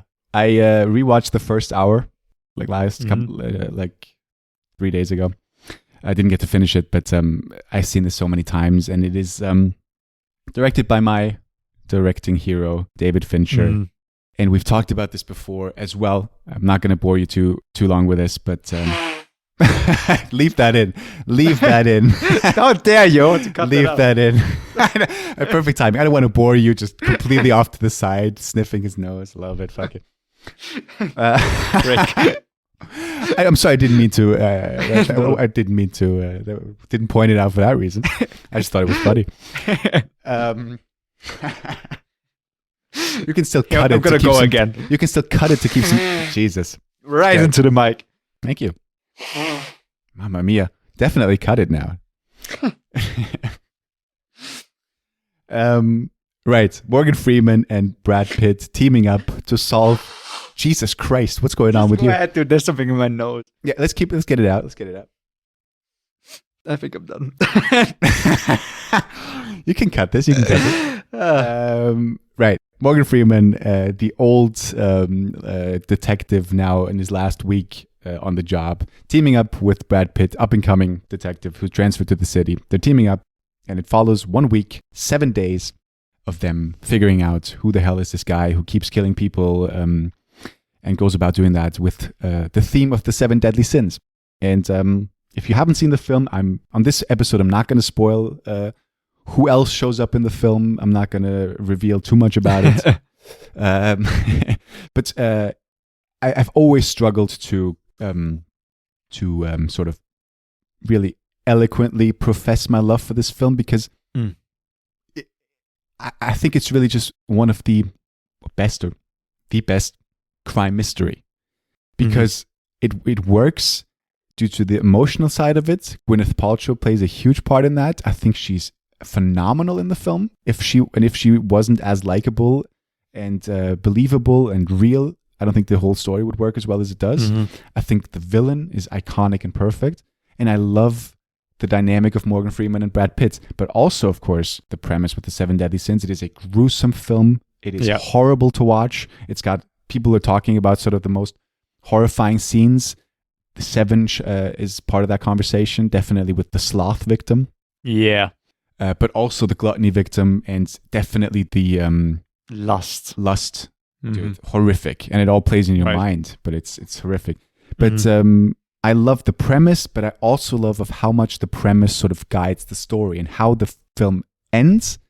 Andrew Kevin Walker wrote it, who's now writing the latest David Fincher film, The Killer with Michael Fassbender. I can't wait for that collaboration again. I love that they were able, because Brad Pitt, I think, was the guy who was like, the studio wanted to change the ending, and Brad Pitt was like, we gotta keep the ending because the movie, that makes the film. And it really did now. It really does, yeah. It's just the way it looks, the typical Fincher fashion. I love it. And just the story itself is just, it blew me away the first time I saw it. And I can just keep coming back to it. Yeah, I mean, it's one of those, that handful of great detective movies. Yeah. There's so many movies that try to be detective movies, but either you figure out who the killer is too soon, or it's just not that riveting, or it just comes off as so over the top. But no, this is just one of the great mystery detective movies. You can kind of put Gone Girl in there as well, just from a thriller standpoint, talking about Fincher. But I completely get it. And it's just so, and I love Gone Girl. Could have easily made my list. But it's just so meticulous. I think that's a perfect way to describe 7 from a filmmaking point of view, whether it's the Easter eggs, whether it's the significance of the number 7, whether it's every shot, the way especially I keep referencing the ending, the way he frames the villain as opposed to the guy who's sort of losing control right now. It's the little things, but whenever I watch a Fincher film, it's like every single scene feels like it's there for a reason. And 7 is a prime example of that. I just gotta point out that this is on your list, and it's another movie gonna make your list, of which I thought you might exclude, since you kind of hinted at that. Is Social Network gonna make your list? Well, or do you not want to say? We'll get to it. Okay. Interesting. What's your 3? My 3 is Donnie Darko. Surprise 3? For anybody who knows me. That's my number 3. What is gonna be your... well, who knows? I'm blanking. Okay. Who knows? Yep. Well, Donnie Darko, it's the movie that that I think really, really awoke my love for films again. I watched this when I was like 15, 16, and I watched this movie, I think, like 15 times in 3 weeks. I think I watched it at least once a day for over a week, sometimes even twice. Don't know what was going through my head back then. I didn't have a lot to do, I guess. But I fell in love with the movie. Everybody who had to talk to me back then had to hear about that movie, and I still love it.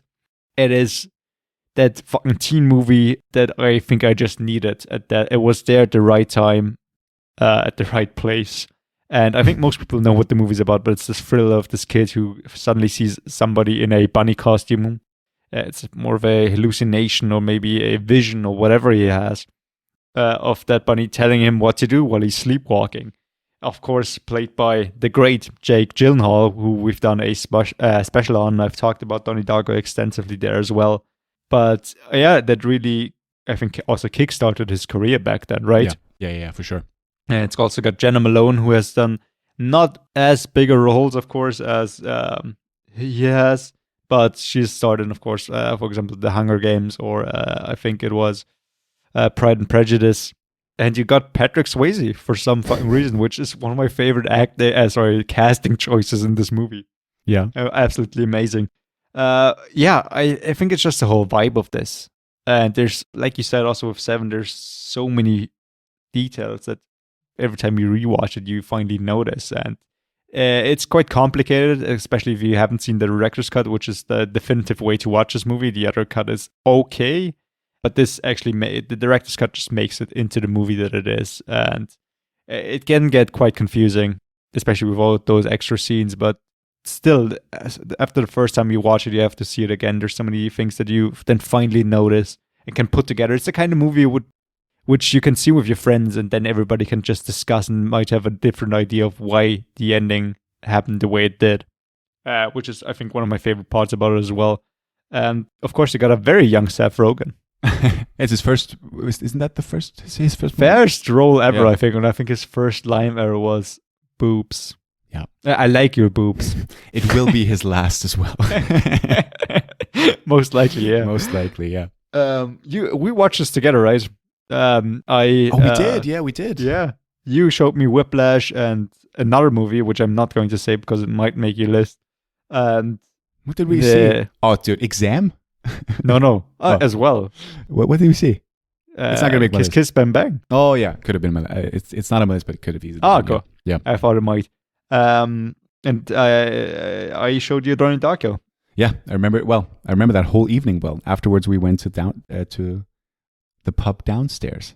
Now everybody knows where to find us. Yeah, well, we're not going there anymore. I haven't been there in a while. Yeah. And I just noticed, I always write down my picks, of course, who directed it, maybe a couple of scenes that stood out to me that I want to mention, and sometimes the actors, just for the heck of it, in case I forget in the moment.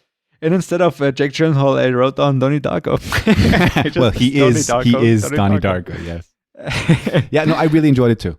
Enjoyed it too. Yeah, I'm so glad about you that. have more of an affinity for it, and you've watched it so many more times. But I can certainly understand why.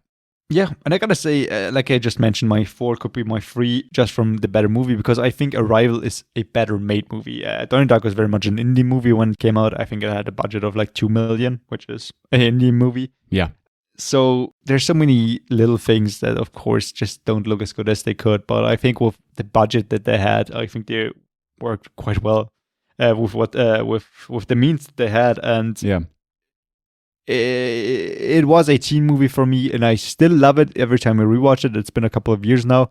Not as much as I used to back then, but it just meant so much to me back then. And I think most people that I've talked to really enjoyed this movie. Maybe not as much as I did. But I think it definitely sort of... Oh, sorry. No, go ahead. I think it sort of created like it became more popular over time. I don't know how successful it was right away, but it certainly has like a little bit of a cult following now. Yeah, I think especially with the re-release of the director's cut, it really took off. Because I think the original movie came out in 2001, and then the director's cut in 2004, and then they showed it again in cinemas, and it really picked up steam again. Yeah. It's Richard Kelly, right? Who directed it? Yeah, who hasn't done a lot since. I think he's done The Box with Cameron Diaz, which I still haven't seen. Yeah. But it's not supposed to be great. Yeah. Yeah. I haven't seen it either, but that's been on my watch list. It's an interesting premise. Right. Yeah. That's my 3. What's your number 2? I'm quite excited actually because okay. You think it might be on your list too? No. Oh, no. How could it be? It's just because I think one thing is going to make your list. Pretty sure, Right. but I have no idea what the other thing could be. So, yeah. Well, my 2 is a film that I don't think we've ever talked about on this podcast. Oh, I love it. I think maybe. My 2 is Apocalypse Now. Wow. Okay. I mean, fantastic fucking Not movie. what you expected?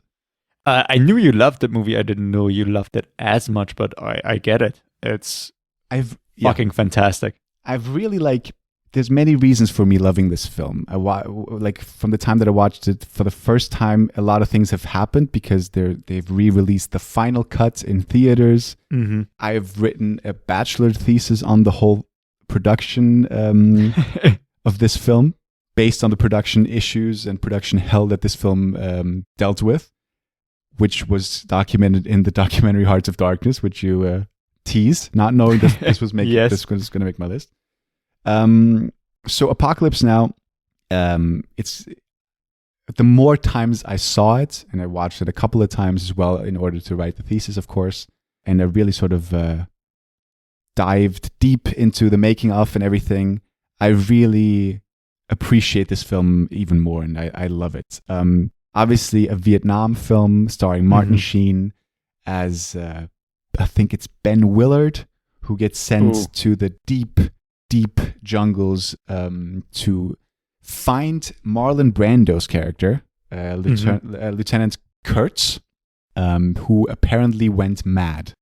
And it is another long film, and it is a very mesmerizing film, and it is a very slow film as well, of him taking a boat and figuring out where the hell that guy is, figuring out what the hell happened to that guy, and obviously figuring out what everything means, and making sense of the whole situation, and then dealing with Brando and his madness towards the end. And it's a very philosophical film in that way as well. Yeah, definitely, yeah. And especially because for me, what puts this movie over the top, it's a generic element of filmmaking, but it's never been done as good as here, which is the narration.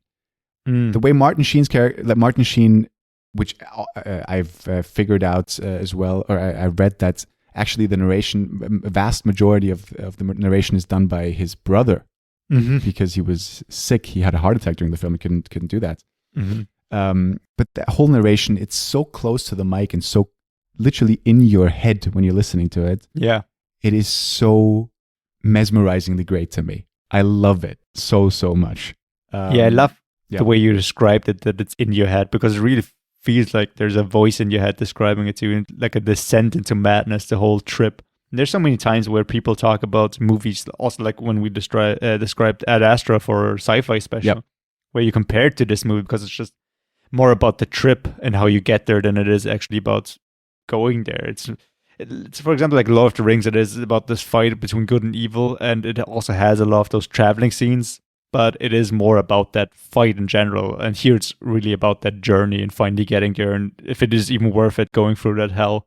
Yeah, absolutely. It's a perfect way of describing it, as you just said. It is a descent into madness, that film. Whether or not it's the characters who are descending into madness, as in Marlon Brando, maybe also Martin Sheen a little bit, but also like the whole story for the audience is a little bit of like a descent into madness. And the characters they meet, like the French, for example. Yeah, which is a scene that's cut out during like the theatrical release. Like that's really? I think maybe it's shortened or cut completely, but there's also like there's a redux cut, there's a final cut. It's kind of like Blade Runner in that sense. There's so many different cuts now. I've only seen redux and final cut. Yeah. I think in the original one, that whole scene is not even in there. Maybe it's cut. But it's I only knew about the tiger scene that was cut from the original, I think. Okay. Yeah, it's like with it, like it all gets mixed up. I can't quite remember what is in which version now.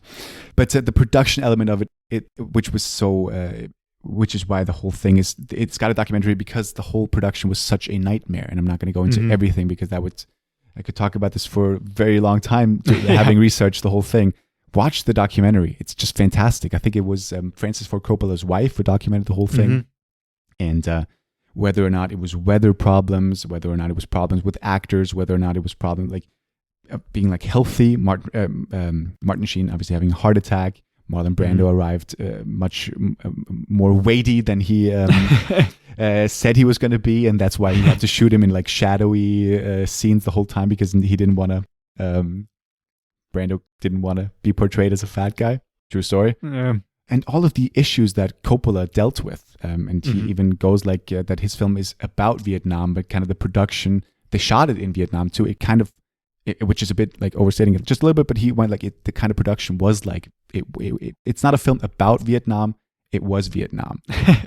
And I kind of see what he, obviously, you know, I'm not comparing it to real war, blah, blah, blah, but he's got a point. He has got a point. It's really remarkable filmmaking. So many people got really fucking sick on the set, right? Yeah, dude. And it was like a drug trip too. It's one of the most 70s. Yeah, it's one of the most fascinating behind the scenes looks. Like you teased with the Lord of the Rings. It certainly applies to Apocalypse Now. Right. It's phenomenal and it sticks with you. It really does, the whole film. And obviously the Doors, the soundtrack. This is the end. Just right. Iconic and perfect. So good. And it's such a profound film. I love it. And so many little actor cameos, also like Harrison Ford in the very beginning, Harrison or Ford. James Duvall. Robert Duvall. I'm sorry. Duvall. Yeah. Robert. Which is the iconic scene. I love the smell of napalm in the morning. It smells like victory. Smells like victory. And Dennis Hopper as the photographer. Went completely mad. I mean, I could go on, but dude, yeah, I love the pick. I fucking love it. One of the best movies, right? So I think good, if we're going just even more objectively, not just what movies like me chose personally, it's one of the best movies ever made, probably. Yeah, and it just the narration is just so good, man. I just love a good narration. Nice. I love Martin Sheen's voice, even though it's not his voice. He's done some voice acting, and it's also very fucking good. Yeah, no, it really turned his life around, that dude. Yeah, you can't distinguish between his and his brother's voice. It's kind of remarkable. I heard about something. I think Tom Hanks. Right, I heard something about him today that most scenes where he's running in Forrest Gump, it's also actually his brother doubling for him. Oh wow, yeah. And I think he also did something, I think on Toy Story or something, because their voices are so similar. He was doubling for Woody. Yeah. Yeah, it's interesting how this works. Like, as well in certain scenes, like wide shots of Apocalypse Now, that's not Martin Sheen, but his brother. Kind of remarkable. You wouldn't notice if you didn't look it up afterwards. Yeah. Nice. What's your 2? So my number 2 is kind of a complicated pick, to be honest, because I was thinking about what should make my list, and like I mentioned at the beginning of the episode, I didn't want to pick like multiple movies from the same franchise or that were too similar, just to keep the list a bit more interesting. So I kind of grouped a whole lot of movies together with my number 2, which is Hayao Miyazaki movies. And to kind of expand on that, I especially mean Spirited Away, Princess Mononoke, and Howl's Moving Castle. My 3 favorite movies by his, which is actually my favorite kind of changes from every time I watch them. I think currently it might be Princess Mononoke, so I guess you could put that as my number 2, but the other ones had to be my top 10 favorite movies of all time. Yeah, but I didn't want to like talk about 2 similar movies. I get it. I don't know why. I completely like. If you had asked me beforehand, I would have named you your top 3, and I, for whatever reason, completely forgot about the Miyazaki films. Now, of course, they're your number 2. Yeah, of course they are. Yeah, I mean, it is animated. Of course, that there was something animated in my top 3. But those are the most beautiful 2D animated movies out there, in my opinion. And I watched them as a kid, and I think they worked also when you're a kid. But they're actually quite fucking dark, and there's so many messages and like backstory to characters and scenes and locations that you wouldn't get when you're younger. And the whole moral messages of, for example, pollution that you get with Hayao Miyazaki films such as Spirited Away, Princess Mononoke, Ponyo, and so many others. And he is just a legendary filmmaker who's retired multiple times, has come out of retirement just to make some of the best movies ever. I think he first retired after Princess Mononoke and then came back out of retirement for Spirited Away, and that came out in 2001. And he's retired twice since, and he's come back out of retirement every time, and he's about to bring out his new movie in a year or two, I think. Yeah. And I'm so fucking excited for that. And it is just my childhood. I've mentioned with Donnie Darko how many times I've seen it. I think the movie that I've seen most times, except for maybe Lord of the Rings, is Spirited Away. I watched this also like pretty much every fucking day when I was a kid. I remember watching it 3 times in one day with my brother, having a blast every fucking time. It is just my childhood. And it is so much of it is based, of course, on Japanese folklore, which is just such a beautiful thing to just also put into visuals.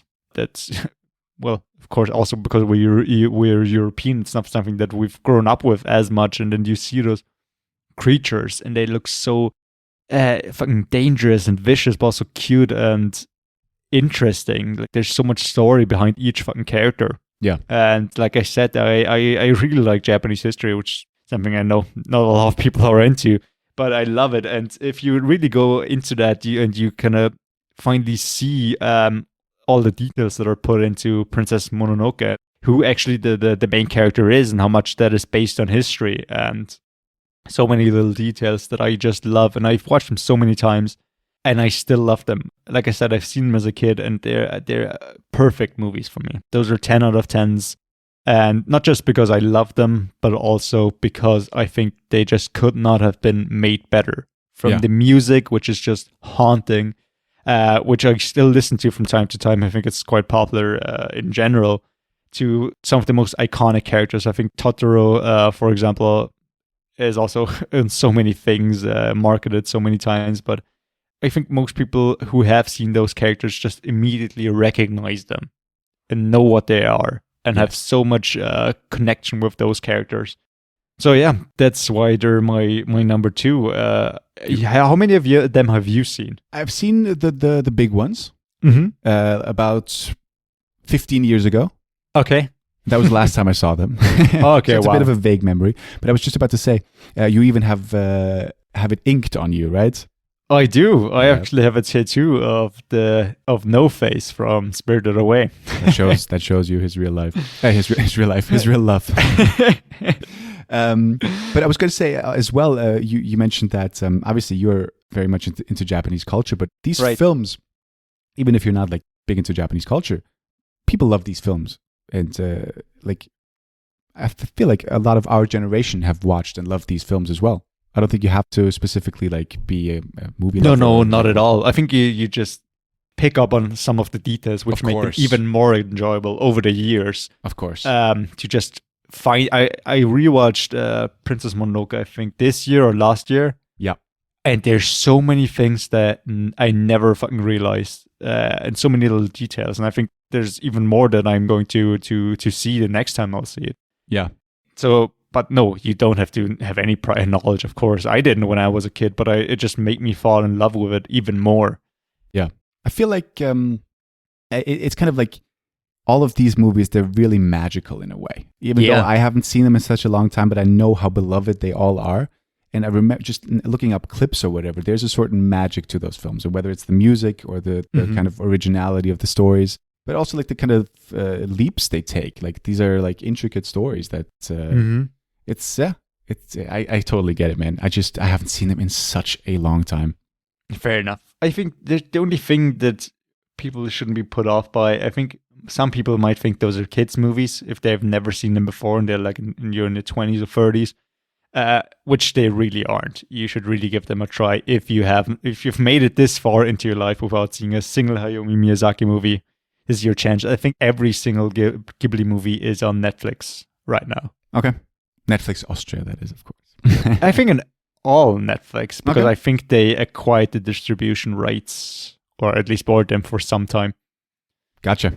So yeah, that's my number 2. Some of the best movies that I've ever seen. Yeah, I'm surprised my entire life. It's not your one. I mean, I think I know your one, but sure. It's so difficult. Yeah.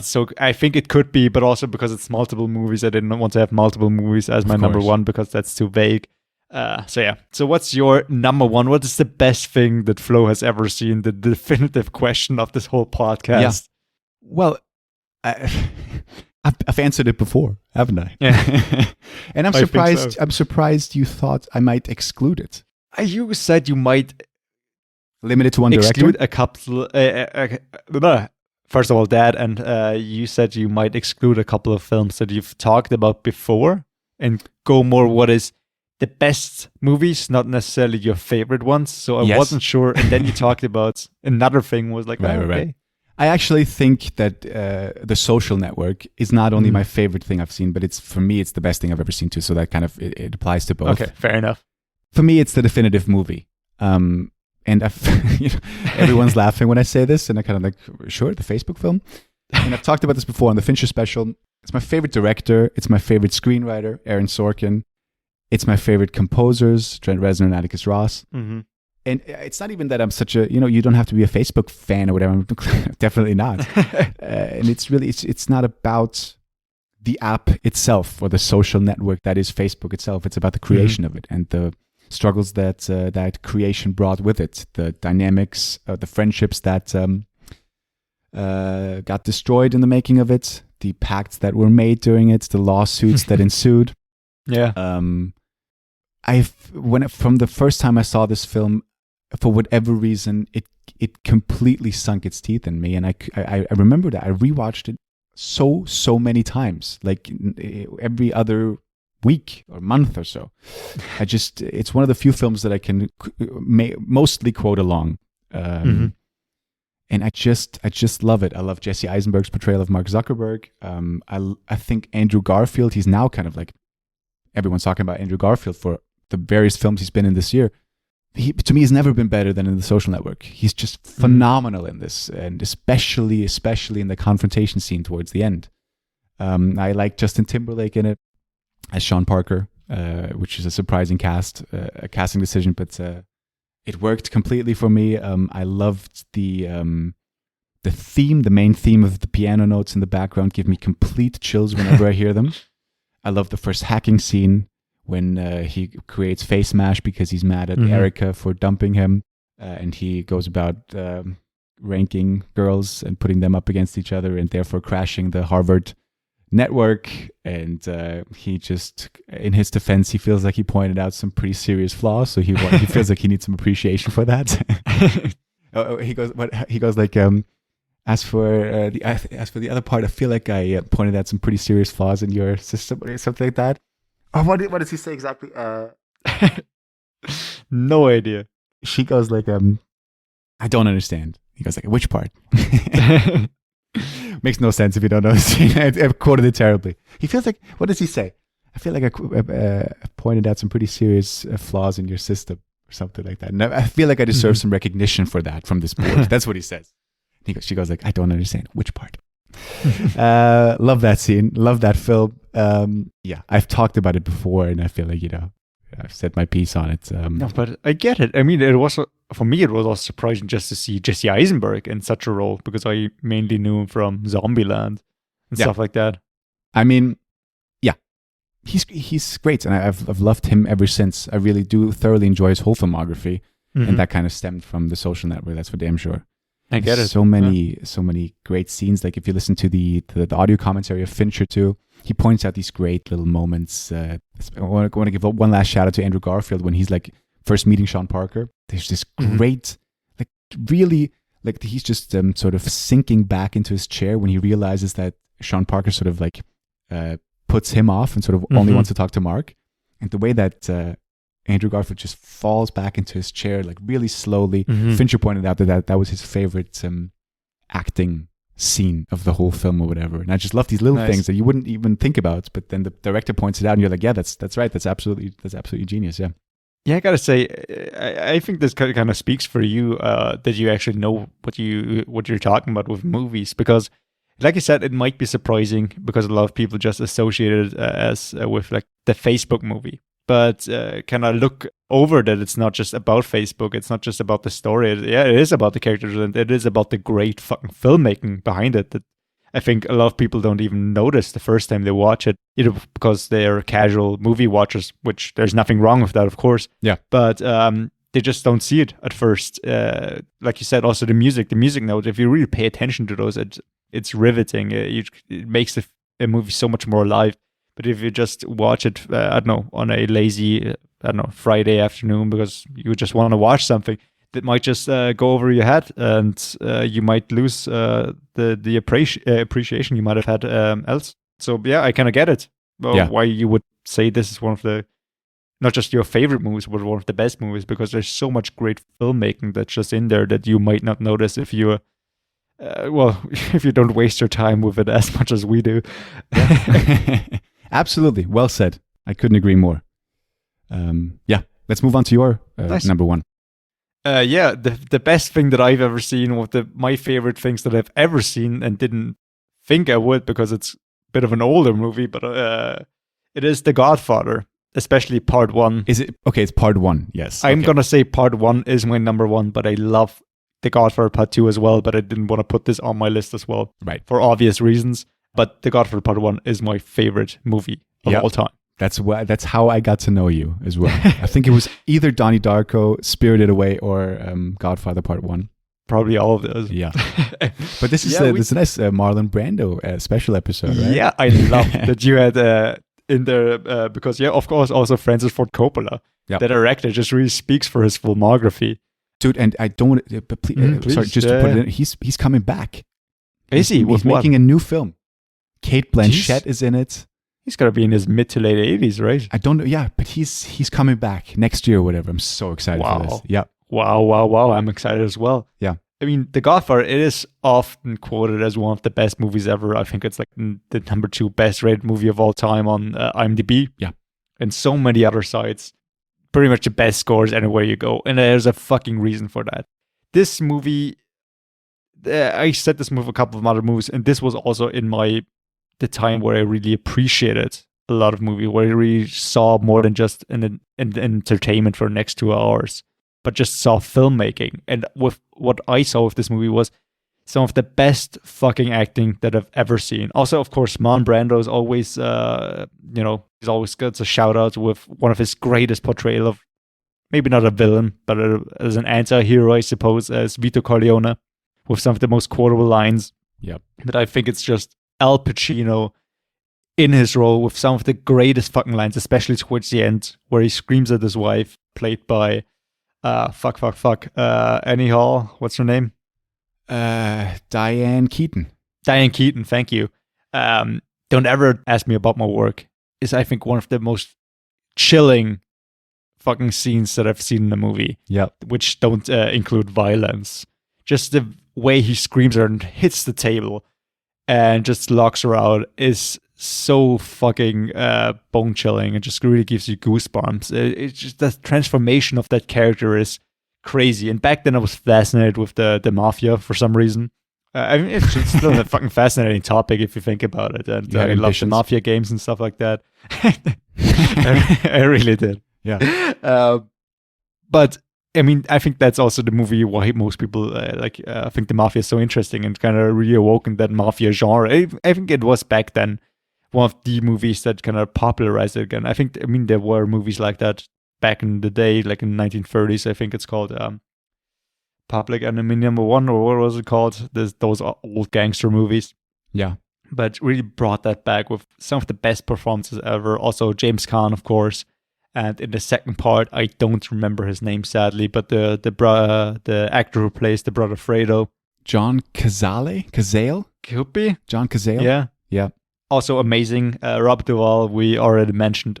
It is a long fucking movie, but it doesn't feel like it. It tells the story of the son who doesn't want to be part of the family business, who thinks he's not, he's all of this is beneath him, and who finally made it out of there, and just through fucking tragedy gets pulled back in and slowly fucking loses his soul. And it's so fucking good.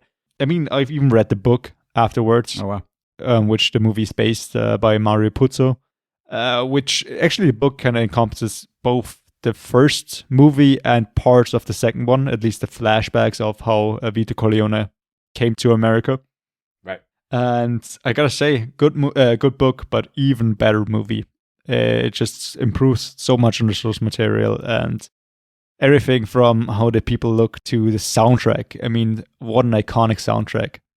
Yeah, what an iconic film, dude. I mean, it's really a staple of American cinema. It is. I mean, yeah, it is one of those movies when you say what is one of the best movies ever made, one of the most influential movies ever made. This is gonna make most lists, and yeah, it makes my list. And it's so crazy that compared with Francis Ford Coppola, he directed this, and then Apocalypse Now a few years later. I mean, the track record that guy has is kind of remarkable. He was on fire. Yeah, insane. After that, I don't know a lot of his other movies, to be honest. Well, The Conversation is pretty great with Gene Hackman, but I'm sure there's got to be Bram Stoker's Dracula, I think he did. Yes, that's right. Haven't seen it though. The Rainmaker with Matt Damon, I like that film. But yeah, not just obviously just with The Outsiders, Rumblefish. I haven't seen that. Couple of love to though, yeah. Yeah. I mean, I'm sure he would agree that he kind of peaked with Godfather. With the whole probably. Maybe let's exclude the third one, but Godfather and Apocalypse Now is just insane. In my head, The Godfather 3 never happened. Right. But I mean, just it's an iconic film for the first one, and especially for Brando. I think the reason why everyone associated, the first thing that comes to mind with The Godfather, I think, would still be Marlon Brando's performance. Obviously, in the second part, he's played by Robert De Niro, which is kind of another great actor that's in the same role as a younger, told in like flashbacks, as you said. And they both won their Oscar, and Al Pacino didn't, which is, I think, just a fucking snub. I love that Marlon Brando won Best Actor, or at least won an Oscar, but that he won in Best Leading Role. I think he really wasn't the leading character here, and I think Al Pacino, who was laid down his best performance ever, and Al Pacino is one of the best actors ever. He's done so many fucking good movies. Yeah, incredible. Yeah, I knew this was going to make your list, and I'm going to say I couldn't agree more, even though you love it more than I do. But I certainly love it too, and it's a staple of American cinema and cinema in general. And you're more into that gangster mafia genre than I am. So maybe I love it. Yeah. I love it. Yeah, that's true. And there's also so many like things that with like directors' commentary and other stories with also connected with the real mafia, and like also funny things with them like mooning each other over the course of the movie. Two very different. One's connected to the mafia, one is just showing each other's asses. But like Luca Brasi, the hitman, right? I remember. He's a real mafiosi guy. It's crazy. Yeah, and you talked about, you had one of your picks was also like that conversation with that mafia guy, right? What was that again? One of your regular picks? What was it? Yeah. It was with the guy from Donnie Brasco, interviewed by I forgot his name. Yeah. Michael something. Right. Yeah, dude. What can we say? Yeah. What a film. Yeah. And what a list. Definitive list of the best things that we've seen. It is set in stone. These are the best things ever made. Yeah, it has to be. What about honorables? What do you got? I don't have a lot. Okay. I mean, there's so many great things, of course, and I could tell you like 100 movies that I love and that I would recommend to people. But what actually struggled to make it on my list was either between Clockwork Orange or City of God, which is also one of my favorite movies ever. Yes, of course, yes. But that's the only honorable? I thought about Mad Max Fury Road because that's my favorite action movie of all time, and it's so fucking good. But I love it, but it compared to these other movies, it just doesn't stand a chance. It does stand a chance against Perks of Being a Wallflower just from a movie standpoint. Yeah. But, so I think I'm pretty happy with my list. How about you? What do you have? Well, I had as my number 11 Crazy Stupid Love. And I have written down like 10 or 12 things here. I'm just going to mention... Cool. No, I'm not going to go through all of them. I'm not going to do it. I'm just going to go for the ones that really had a realistic shot of making it. Okay. Certainly 3 Billboards. I love that film very much. Nocturnal Animals could have been in contention.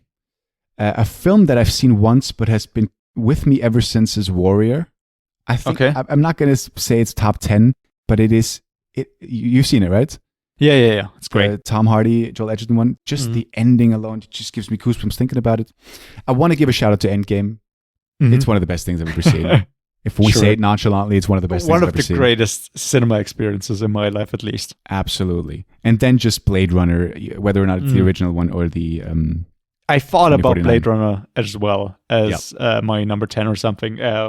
But yeah, didn't make my list. I gotta say also Jaws. I love that movie. There's so many. Dude, we could list so like many other things, 50 other things here. Yeah, that it could have been in my top 5. They're all great. Absolutely. And one thing that I have to say, I've written it down here.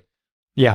The show that I've been watching for over a year. Yes, please. I want to know. I want to know so bad. I'm not going to tell you.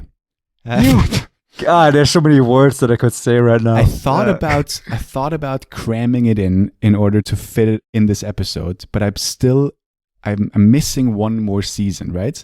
And I could have crammed it in, but I wanted to enjoy it. I'm being so genuine here. I just want to know. You're so cryptic with the show. Just tell me how many seasons are there, because I'm not going to tell you. I'm not going to tell you. And yes, because I'm enjoying it, and I'm really back into it now. But I'll tell you one thing.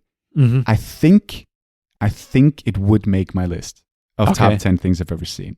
And I will tell you as soon as I finish it. And if anyone's interested in, I assume no one is, but if you're interested in, then send me a text message and I'll send it to you. Dude, my theory was, I don't know. Go on. I'm not going to react. I think it could be The Sopranos, because it's an amazing fucking show and there's like 7 seasons of that. Right. Which could explain why it takes you so long. So, I don't know. Maybe. Yeah, maybe. I certainly, whenever I started watching, from the first time I started watching it, I was like preparing of what I'm going to say on the eventual podcast episodes, because I could spend like an hour on this alone. From the seasons I've seen now, I just love it so much. But I still need one more season. I think it would make my list, but from my own enjoyment, I'm not going to say what it is, because I don't want anyone who has seen it and who's going to, tell me anything about it. Okay. But I'll let you know as soon as I finish it. Dude, looking forward to it. Yep. Let's talk about some people that we need to thank. Yeah, there's a whole list. Absolutely. Do you want to start? Sure. Although I think you should start, because you said that you want to thank a couple of people, then you told me who you got written down, and there's some people on there who really deserve a special shout out. Absolutely. We'll get to those in a second. But I want to thank a couple of people. And, should we go with English pronunciations of the names? Probably, you can do both. I don't know. Do both? I'll go English. No, I'm going to go with probably German. Right. We'll see. I want to thank Sophia. Mm-hmm. I want to thank the 2 Maxes. I want to thank Fiona. I want to thank Stephan. I want to thank my mom. It's like I'm accepting an award. Want to thank God. Yeah, I want to thank God. Who else do you have? I don't want to steal any of yours. I got Stevie, a friend. Thank you so much for watching the episode, as well as Binka, Magdalena, Ben, Diwald. Thank you for coming up to us. I want to thank Julian. Julian. No, I'm sorry. Just for coming up and telling that you've regularly listened to the episodes meant a whole lot, especially in the early days. Thank you so much to Céline for bearing with me when I was editing these fucking episodes over the weekend and wasn't up for anything else, pretty much. Those are on my list. Who do you have? Well, we got to do some special shout outs. I want to start with Laura. Mm-hmm. She was the one who gracefully designed our cover design. Yes. She did it for no money. I think we either already paid her, paid for one drink, or we still have to do that. I think we still have to. Maybe we still have to do that. We treat her to a cocktail too. Yeah, but we just asked her if she could come up with something simple, and what she did was something that I could never, ever imagine. And I think it's just beautiful. So thank you so much for doing that for us. Yeah. I want to shout out Leon. So I want to say thank you for the message that you sent, or that you put in the comments last week. I want to thank you for posting under almost every YouTube video, and just thank you for your kind words and your support. That truly means a lot. And that's all I can say. And big obviously, thank you from me as well. Yeah. Yes. And great to see that kind of support. Absolutely. And the other guy, I'll leave that to you. And thank you so much to our friend Arthur as well, who also always gave us feedback and told us how much he liked the episodes, told us about some of his lists that he did when we did our specials. It meant so much to us to have somebody tell us that they have been so immersed by it, and to kind of been inspired to do their own lists and to talk about movies. We've talked about movies with him a lot, and we will continue to do so in the future, and I'm looking so forward to that. But just thank you so much for sticking around and just And telling us also- how much you enjoyed it. Yeah, also the message last week was Was so sweet. Yes. Thank you so much. Absolutely. And I'm sure we forgot many people. Yes, sorry about that. I'm so sorry about that. But to everyone who told someone else about the podcast, to everyone who listened to it, even if you just listen for a couple of minutes, to everyone who left likes under the YouTube videos, who put reviews on Apple Podcasts, everyone who just did anything in order to support us, that really means a lot. So thank you so much. Yeah, thank you. And especially, first of all, thank you for listening now, but also just thank you for listening in the beginning where the quality wasn't dude. great, as both my audio quality wasn't as great, but also just the way we talked. I don't even want to listen back to those episodes. I'm sure if I listen to this episode in a year, I'm going to be like, who the fuck is this? Yep. But still, there's like night and day difference between some of these episodes and some of the earlier ones, I think. Yeah, I agree. Not that I don't stutter or lose You my haven't voice, lost your which I voice? haven't Yeah. so far. But we've Unbelievable. like a minute or two to go, and I feel like it's coming on. Yeah. Yeah. Yeah, I mean, I think that's it. Obviously, I want to thank you for doing this. What a journey Thank it's you. been. I mean, you came up with the idea. I remember when you approached me, I think it was a very late night. You called me at like 11 p.m. or something and asked me if I want to go for a very spontaneous beer. Yeah. We went and you pitched the idea to me, and I loved it. And we talked about it and how we could do this. And yeah, a couple of days later, we recorded the first episode, I think. Remember when you could call someone and ask them to go for a beer? Good old times. Good old times. The thing is too, like we started this in February of 2020. Yeah, it's crazy. Like, I mean, the 3 timing weeks. couldn't have been worse, because we wanted to do like a weekly like cinema update as well. That didn't really work. Crazy. Yeah, I mean, pretty much the whole podcast was during COVID. I mean, one of the great things that came out of it was the option to record it over the internet, which I think is just so convenient, which we didn't do for the first 3 episodes. Yeah, and it was also like for safety reasons. I mean, obviously, it just, as you said, convenience was the main thing. And that's why we continued to do it even afterwards, when it became more of a possibility to do it in person again. Yeah, because the sound quality was also good. So Yeah. for sure. Yeah, absolutely, man. One little thing, I don't know, and this is not a promise, this is not an obligation, I'm just going to put it out there. Like I mentioned last week, or you mentioned, somebody asked me if there's going to be merch. Maybe we're going to do a couple of coffee mugs. If you're interested, maybe write us. We'll put a message out on Instagram or Twitter if we get to do that.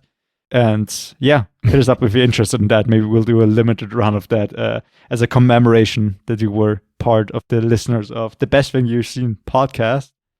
And lastly, before we finish this, I just want to ask you one thing. What's the best moment you've had during this podcast? It's such a tough question. Do you have one? Yeah. Have you thought of this? I don't know if I have a definitive one. I mean, one of the highs, of course, was when Ricky Gervais retweeted one of our episodes or something like that, and we thought we might make it now. we might get like 100 listeners per episode, which would have been like a dream. Which didn't happen, but that's fine. That's fine. I don't know. I had a great fucking time during both the Gosling and the Gyllenhaal specials. Those are 2 of my favorite episodes. Yeah, dude, I'm sure there's so many like little scenes, scenes, too many movies, so many little moments of like genuine laughter and enjoyment. But I can't single out any. Like in terms of episodes, I certainly enjoyed the Christmas special a lot. I think that came out really well. But yeah, I'm proud and happy with most of them. Let's just disregard the Matt Damon special. But yeah, I love how you hate that episode. I'm just kidding. I'm just kidding. But yeah, many great laughs. That's what I'll take with this. And if you can believe it or not, they were not really forced. You know, they were actually genuine for 99% of the time. Yeah. Right. Yeah. Right. This is weird. This is weird to end this. It is weird. You've said it. I thought we were going to tease when you said the merch that like you're not going to make any promises, but stay subscribed if we come back in 5 to 10 years as well. Yeah. You know, we might come back in a couple of years and drop a very random episode out of nowhere if we're very bored or there's a special occasion, but we'll see. No promises. This is more of a maybe than like a tease. Absolutely.